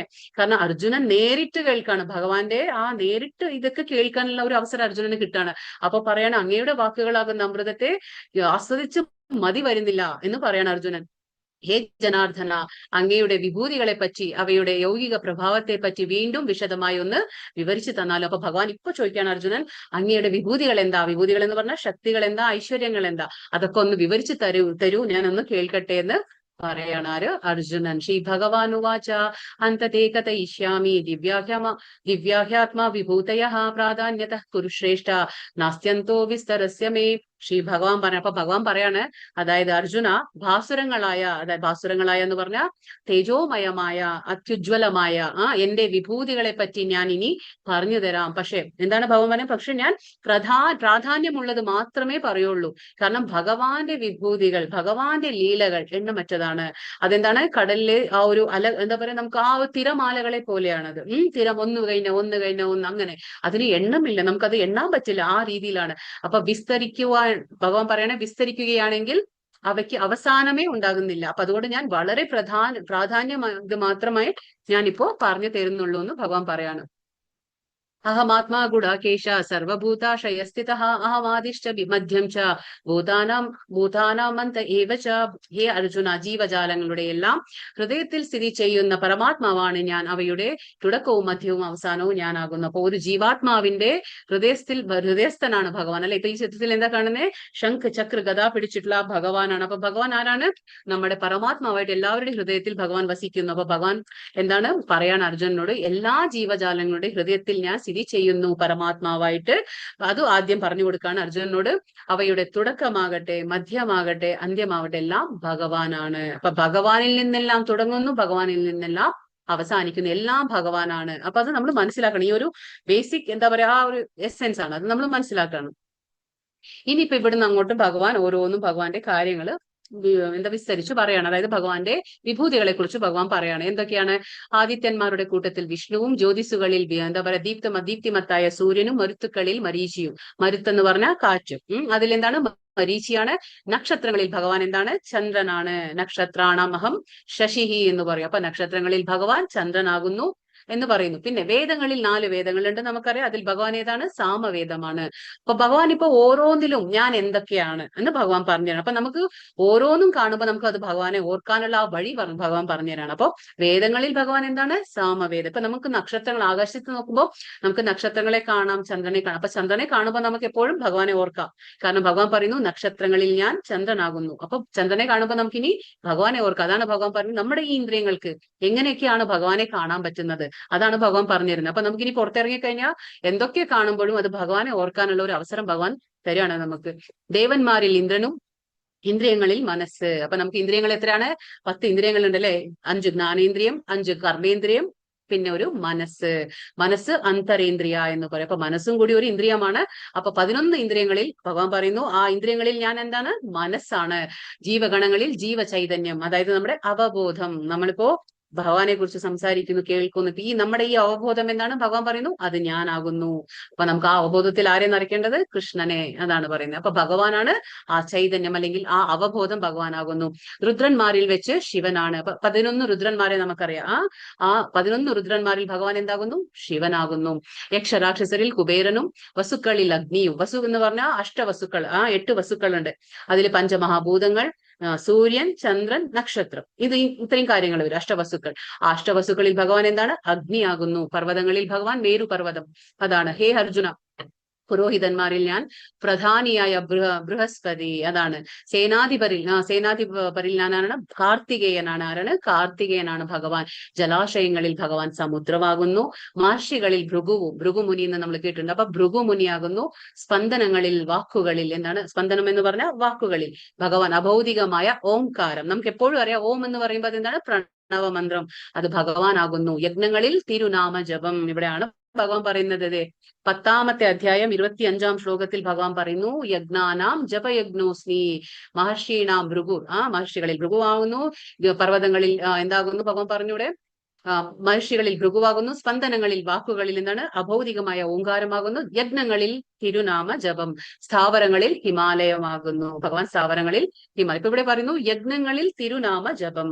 അപ്പൊ ഭഗവാൻ സ്വയം പറയാണ്, കലിയുഗ യജ്ഞം എന്താണ്? ഹരേ കൃഷ്ണ മന്ത്രം ഉച്ചരിക്കുക. അപ്പൊ ആ യജ്ഞം എന്താകുന്നു? ഭഗവാൻ ആകുന്നു. അപ്പൊ നമുക്ക് അതുകൊണ്ടാ പറഞ്ഞ അഭിന്നത്വം നാമനാമിനെ. ഭഗവാൻ വേറെയല്ല, ഭഗവാന്റെ ആ നാമം വേറെയല്ല. അതുകൊണ്ടാണ് നമ്മൾ ഹരേ കൃഷ്ണ മന്ത്രം ജപിക്കുമ്പോ എന്താണ്? സ്വയം ഭഗവാന്റെ അന്തരംഗ ശക്തി നമ്മുടെ നാവിന്മേൽ നൃത്തമാടുകയാണ്. അതുകൊണ്ടാണ് കൃഷ്ണൻ വേറെയല്ല, ഭഗവാന്റെ നാമം വേറെയല്ല. അപ്പൊ അതുകൊണ്ട് നമ്മൾ വളരെ ശ്രദ്ധയോടെ, ഗൗരവത്തോടെ നാമം ജപിക്കണം. കാരണം ഭഗവാൻ തന്നെ ആകുന്നു. ഇനി വീണ്ടും പറയുന്നു, വൃക്ഷങ്ങളിൽ ഭഗവാൻ ആരാണ്? അശ്വത്ഥവും. 15ാം അധ്യായം വരുന്നുണ്ട്. അതിൽ മനസ്സിലാക്കാൻ നമുക്ക്. വൃക്ഷങ്ങളിൽ ഭഗവാൻ ആരാണ്? അശ്വത്ഥ വൃക്ഷമാണ്. ദേവർഷിമാരിൽ ഭഗവാൻ നാരദനാണ്. ഗന്ധർവന്മാരിൽ ഭഗവാൻ ചിത്രരഥനും. പിന്നെ യോഗസിദ്ധി നേടിയവരിൽ ഭഗവാൻ കപിലമുനിയാണ്. കപിലമുനി എന്ന് പറഞ്ഞാൽ ഭാഗവതത്തിൽ വരും. മറ്റേ നമ്മുടെ ദേവഹൂതിയുടെ മകനാണ് കപിലദേവൻ. അതായത് കർദമ മുനി ദേവഹൂതിയുടെ മകനാണ് കപിലമുനി. അത് ഭഗവാനാകുന്നു. അശ്വങ്ങളിൽ ഞാൻ എന്താണ്? ഭഗവാൻ പറയുന്നു ഉച്ചശ്രവസ്. അമൃതം നേടാനായി കലക്കപ്പെട്ട സമുദ്രത്തിൽ നിന്ന് പിറന്ന കുതിരയാണ്. എന്താണ് ഉച്ചശ്രവസ്? കുതിരയാണ്. അത് അമൃതം നേടാൻ വേണ്ടിയിട്ട് കലക്കപ്പെട്ട സമുദ്രത്തിൽ നിന്ന് പിറന്ന കുതിരയാണ് ഈ ഉച്ചശ്രവസ്. ആനകളിൽ ഭഗവാൻ ആരാണ്? ഇന്ദ്രന്റെ വാഹനമായ ഐരാവതം. മനുഷ്യരിൽ ഭഗവാൻ ആരാണ്? രാജാവാണ്. അപ്പൊ രാജാക്കന്മാരൊക്കെ എന്താണ്? ഭഗവാന്റെ ഒരു പ്രതിനിധികളാണ്. അങ്ങനെ പിന്നെ ആയുധങ്ങളെ കുറിച്ച് ഭഗവാൻ, അപ്പൊ ആയുധങ്ങളിൽ വെച്ച് ഭഗവാൻ വജ്രമാണ്, ഇടിമിന്നൽ. പിന്നെ എന്താണ്? പശുക്കളിൽ ഭഗവാൻ സുരഭിയും, ജനനഹേതുക്കളിൽ കാമദേവനും, പിന്നെ സർപ്പങ്ങളിൽ ഭഗവാൻ വാസുകിയും ഞാൻ തന്നെയാകുന്നു. അനേക ഫണങ്ങളോടുകൂടിയ നാഗങ്ങളിൽ ഭഗവാൻ അനന്തനാണ്. ജലജീവികളിൽ ഭഗവാൻ വരുണനാണ്. പിതൃക്കളിൽ അര്യമാവ്. നമ്മൾ പറഞ്ഞു പിതൃലോകമുണ്ട് അല്ലെ. പിതൃലോകത്തിലെ ഒരു രാജാവുണ്ട്. ആരാണ്? അര്യമ. അപ്പൊ അത് ഭഗവാനാകുന്നു. ശിക്ഷകരിൽ എന്താണ്? മൃത്യുദേവതയായ യമനാണ്. അപ്പൊ നമുക്കറിയാം യമദേവൻ അല്ലെ, ശിക്ഷ കൊടുക്കുന്നതാണ്. നമ്മുടെ ഓരോ തെറ്റിനുള്ള ശിക്ഷ നമുക്ക് എവിടെ കിട്ടും? യമലോകത്ത് ചെല്ലുമ്പോൾ കിട്ടും. അപ്പൊ അത് മൃത്യുദേവതയാരാണ്? യമൻ ഭഗവാനാകുന്നു. ദൈത്യന്മാരിൽ ഞാൻ ഭക്തപ്രഹ്ലാദനാണ്. കാരണം ഭക്തപ്രഹ്ലാദൻ എവിടെയാ ജനിച്ചത്? ദൈത്യ കുടുംബത്തിൽ, അതായത് അസുരന്മാരുടെ കുടുംബത്തിലാണ് ജനിച്ചത്. പക്ഷെ എങ്കിലും തികഞ്ഞ ഒരു കൃഷ്ണഭക്തനായിരുന്നു. അതുകൊണ്ട് ഭക്തപ്രഹ്ലാദൻ ഞാനാകുന്നു. കീഴ്പ്പെടുത്തുന്നവയിൽ ഞാൻ കാലമാണ്. കാലത്തിന്റെ മുന്നിൽ എല്ലാവരും പ്രണമിച്ചേ മതിയാവുള്ളൂ. കാരണം മൃത്യു സർവഹരശ്ചാഹം ഭഗവാൻ പറയുന്നു. അത് ആ കാലം ഭഗവാനാകുന്നു. നമ്മൾ ഭഗവാനെ വിശ്വസിച്ചാലും ഇല്ലെങ്കിലും മൃത്യുവായിട്ട് ഭഗവാൻ എല്ലാവരുടെ മുന്നിലേക്ക് ഭഗവാൻ വരുന്നു. വന്യമൃഗങ്ങളിൽ ഭഗവാൻ സിംഹമാകുന്നു. പക്ഷികളിൽ ഭഗവാൻ എന്താണ്? ഗരുഡനാകുന്നു. സൃഷ്ടിയുടെ ആദി മധ്യ അവസാനങ്ങൾ ഞാൻ തന്നെയാണ്. അർജുന, ശാസ്ത്രങ്ങളിൽ അധ്യാത്മശാസ്ത്രവും തർക്കശാസ്ത്രങ്ങളിൽ നിർണായ സത്യവുമാണ് ഭഗവാൻ. ഇതൊക്കെ ഭഗവാന്റെ വിഭൂതികൾ പറയാണ്. ഇപ്പോ അക്ഷരങ്ങളിൽ അകാരവും, സമാസങ്ങളിൽ ദ്വന്ദ്വസമാസം ഞാനാണ്. അനവസാനമായ കാലവും, സൃഷ്ടികർത്താക്കളിൽ ബ്രഹ്മാവും ഞാനാകുന്നു. അപ്പൊ ബ്രഹ്മാവ് ഭഗവാനെ പ്രതിനിധീകരിക്കുകയാണ്. സർവസംഹാരിയായ മരണവും ഭാവിയുടെ ഉത്ഭവസ്ഥാനവും സ്ത്രീകളിൽ. ഇനിയിപ്പോ സ്ത്രീകളിൽ എന്തൊക്കെയാണ് ഭഗവാൻ അത് പറയാണ്. അപ്പൊ സ്ത്രീകളിൽ യശസ്, പിന്നെ ഭാഗ്യം, സുന്ദര ഭാഷണം, ഓർമ്മശക്തി. അപ്പൊ ഒരു സ്ത്രീക്ക് ഇതെല്ലാം ഉണ്ടെങ്കിൽ ബുദ്ധി, സ്ഥൈര്യം, ദൃഢത. ബുദ്ധി എന്ന് പറഞ്ഞ, സ്ഥൈര്യം എന്ന് പറഞ്ഞ ദൃഢത, ക്ഷമ എന്നിവയും ഞാനാണ്. അപ്പൊ ഒരു സ്ത്രീയില് നമുക്ക് ഈ ഗുണങ്ങളൊക്കെ കാണുമ്പോൾ നമ്മൾ ഇമ്മീഡിയറ്റ്ലി ആരെ ഓർക്കേണ്ടത്? ഭഗവാനെ ഓർക്കണം. യശസ്സായാലും, ഒരു സ്ത്രീക്ക് ഭാഗ്യമുണ്ടായാലും, ഒരു സ്ത്രീക്ക് സുന്ദര ഭാഷണം ഉണ്ടായാലും, ഒരു സ്ത്രീക്ക് ഓർമ്മശക്തി ഉണ്ടെങ്കിൽ, ഒരു സ്ത്രീക്ക് ബുദ്ധി ഉണ്ടെങ്കിൽ, സ്ഥൈര്യം ഉണ്ടെങ്കിൽ, ക്ഷമ ഉണ്ടെങ്കിൽ, ഇതൊക്കെ ഭഗവാനാകുന്നു. അപ്പൊ നമുക്കിതൊക്കെ കാണുമ്പോൾ ഭഗവാനെ ഓർക്കാൻ പറ്റും. പിന്നെന്താ പറയുന്നത്? സാമവേദ സൂക്തങ്ങളിൽ ബൃഹത് സാമവും, ഛന്ദസ്സുകളിൽ വെച്ച് ഗായത്രി മന്ത്രവും, മാസങ്ങളിൽ മാർഗശീർഷ കൃഷ്ണന് ഏറ്റവും പ്രിയപ്പെട്ട മാസമാണ്. അതായത് നവംബർ, ഡിസംബർ മാസം. അവിടെ കാർത്തിക മാസം എന്നും കൂടി നമ്മൾ പറയും. അവിടെ ഋതുക്കളിൽ വസന്ത ഋതുവാണ് ഭഗവാൻ. ഇനി പഞ്ചകരുടെ ചൂതുകളിയും തേജസ്വികളുടെ തേജസ്സും ഞാനാകുന്നു. ജയവും, പിന്നെ എന്താ പറയുക, സദുദ്യമവും, ശക്തരുടെ കരുത്തും ഞാൻ തന്നെയാ.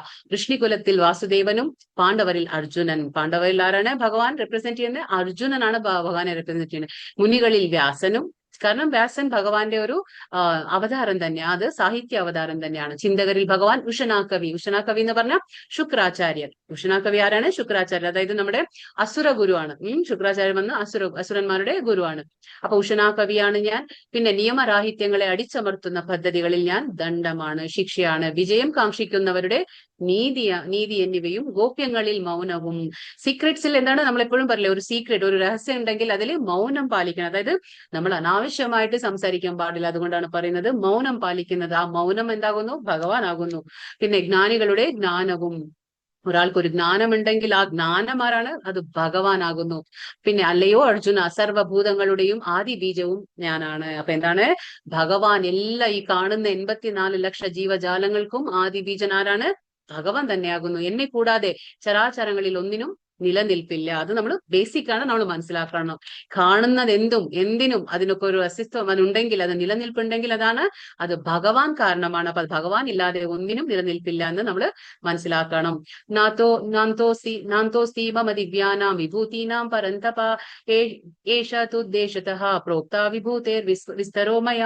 ശത്രുക്കളെ ജയിച്ചവനെ, പരന്തപ എന്ന് പറഞ്ഞ എന്താണ്? അർജുനനെ വിളിക്കാണ് പരന്തപ, ശത്രുക്കളെ ജയിച്ചവനെ. അപ്പൊ പറയാണ്, ജയിച്ചവനെ, എന്റെ ദിവ്യ വിഭൂതികൾക്ക് അവസാനമില്ല. ഭഗവാന്റെ വിഭൂതികൾക്ക് അവസാനമില്ല. പക്ഷെ ഭഗവാൻ വളരെ ഇമ്പോർട്ടന്റ് ആയിട്ടുള്ള, വളരെ പ്രാധാന്യമേറിയത് മാത്രമാണ് ഇവിടെ പറഞ്ഞിട്ടുള്ളത്. ഞാൻ പറഞ്ഞതാകട്ടെ എന്റെ എന്താ പറയാ, ആനന്ദമായ വിഭൂതികളിലൂടെ ഒരു സൂചന മാത്രം. ഭഗവാൻ കുറച്ചൊരു സൂചനമായിട്ട് മാത്രം ഇത്രയും കാര്യങ്ങൾ ഭഗവാൻ പറഞ്ഞത്. ഭഗവാന്റെ വിഭൂതികൾ എണ്ണമറ്റമുണ്ട്. യദ്യത് വിഭൂതിമത്സത്വം ശ്രീമദൂർജിതമേവ തത്തത് ഏവാവഗച്ഛത്വം മമ തേജോംശ സംഭവം. വിഭൂതി മത്തും സുന്ദരവും തേജസ്സുറ്റതുമായ ഏതൊരു സൃഷ്ടിയും എന്റെ തേജസ്സിന്റെ ഒരു കണികയിൽ നിന്ന് ഉത്ഭവിച്ചതെന്ന് നീ മനസ്സിലാക്കുക. അപ്പൊ നമുക്ക് ഈ ഭൗതിക പ്രപഞ്ചത്തിൽ ഇറങ്ങുമ്പോ നമ്മൾ എന്തെങ്കിലുമൊക്കെ ഒരു നല്ല പൂവായാലും, ഒരു നല്ല എന്തായാലും, എന്ത് നല്ല സൗന്ദര്യമുള്ള ഒരു പക്ഷി ആയിക്കോട്ടെ, ഒരു മൃഗമായിക്കോട്ടെ, ഒരു പൂവായിക്കോട്ടെ, എന്ത് നമ്മൾ കണ്ടാലും ഇമ്മീഡിയറ്റ്ലി നമുക്ക് ഉടനടി നമുക്ക് ആരെ ഓർക്കണം? ഭഗവാനെ ഓർക്കാം. കാരണം എന്താണ്? ഭഗവാൻ പറയുന്ന എല്ലാതും എന്താണ്? എല്ലാ തേജസ്സിന്റെ ഒരു, ഭഗവാന്റെ തേജസ്സിന്റെ ഒരു ഒരു ഉത്ഭവിച്ചു തന്നെയെന്ന് നമ്മൾ മനസ്സിലാക്കണം. ഭഗവാന്റെ ആ തേജസ്സിന്റെ ഒരു കണികയിൽ നിന്ന് ഉത്ഭവിച്ചതാണ് ഇതെല്ലാം എന്ന് നമുക്ക് ഉടനടി ഓർമ്മ വരണം. അതുകൊണ്ടാണ് ഇത് ഭൗതികമായിട്ടുള്ള നമ്മുടെ ഇന്ദ്രിയങ്ങൾ കൊണ്ട് എങ്ങനെയാണ് ഭഗവാനെ നമുക്ക് കാണാൻ കഴിയുക? അപ്പൊ ഈ രീതിയിൽ ഭഗവാൻ പറഞ്ഞു തരാണോ എന്തൊക്കെ കാണുമ്പോ നമുക്ക് ഭഗവാനെ ഓർക്കാൻ പറ്റും. അതൊക്കെയാണ് ഭഗവാൻ ഇവിടെ പറഞ്ഞു തരുന്നത്. അഥവാ ബഹൂതൈതേന കിം ജ്ഞാതേന തവാർജുന വിഷ്ടഭ്യാഹമിതം കൃത്സ്നാമേകാംശേന സ്ഥിതോ ജഗത്. അല്ലെങ്കിൽ അർജുന, ഇനിയും വിശദമായി ഇതെല്ലാം അറിഞ്ഞിട്ട് എന്ത് വേണം? എന്റെ ഒരു ചെറിയ ഒരു അംശം മാത്രമാണ് ഈ മഹാപ്രപഞ്ചത്തിൽ വ്യാപിച്ച് അതിനെ നിലനിർത്തുന്നത്. അപ്പൊ ഭഗവാൻ പറയാണ് ഏകാംശേന സ്ഥിതോ ജഗത്. അതായത് ഇനിയും കൂടുതൽ അറിഞ്ഞിട്ട് എന്തിനാണ് അർജുന? കാരണം ഭഗവാൻ പറയാണ്, ഭഗവാന്റെ ഒരു ചെറിയൊരു അംശമാണ് ഈ ഇത്രയും നമ്മൾ കാണുന്ന മഹത്തായ ഭഗവാന്റെ ആ എല്ലാ സൃഷ്ടികളും. അതിനൊക്കെ നിലനിർത്തുന്നത് എന്താണ്? ഭഗവാന്റെ ഏകാംശേന സ്ഥിതോ ജഗത്. ഭഗവാന്റെ ഒരു ചെറിയൊരു അംശത്തിൽ നിന്നാണ് ഇതെല്ലാം നിലനിൽക്കുന്നത്. അതാണ് ഭഗവാൻ പറഞ്ഞത് ഇനിയും കൂടുതൽ അറിഞ്ഞിട്ട് എന്തിനാണ് അർജുന എന്ന് ഭഗവാൻ ചോദിക്കണം. ഭഗവാൻ ഒരു സൂചന മാത്രമാണ് ഇവിടെ കൊടുത്തത്. അപ്പൊ ഇവിടെ ഈ അധ്യായം കഴിഞ്ഞു. ഹരേ കൃഷ്ണ കൃഷ്ണ കൃഷ്ണ ഹരേ ഹരേ, ഹരേ രാമ രാമ രാമ ഹരേ ഹരേ. വാഞ്ചാകൽപതരുഭ്യശ്ച കൃപാസിന്ധുഭ്യേവ ച പതിതാനാം പാവനേഭ്യോ വൈഷ്ണവേഭ്യോ നമോ നമഃ. हरे कृष्ण. अनंत कोटि वैष्णव वृंद की जय. श्रील प्रभुपाद की जय. श्रील गुरुदेव. ചതുശ്ലോകി പറയും മാതാജി, ചതുശ്ലോകി. ചതുശ്ലോകി വേണോ? പറയണോ ഒന്നും കൂടി? 8, 9, 10 8, 9, 10, 11 4 ശ്ലോകങ്ങളാണ് ചതുശ്ലോകി ഭഗവത്ഗീത.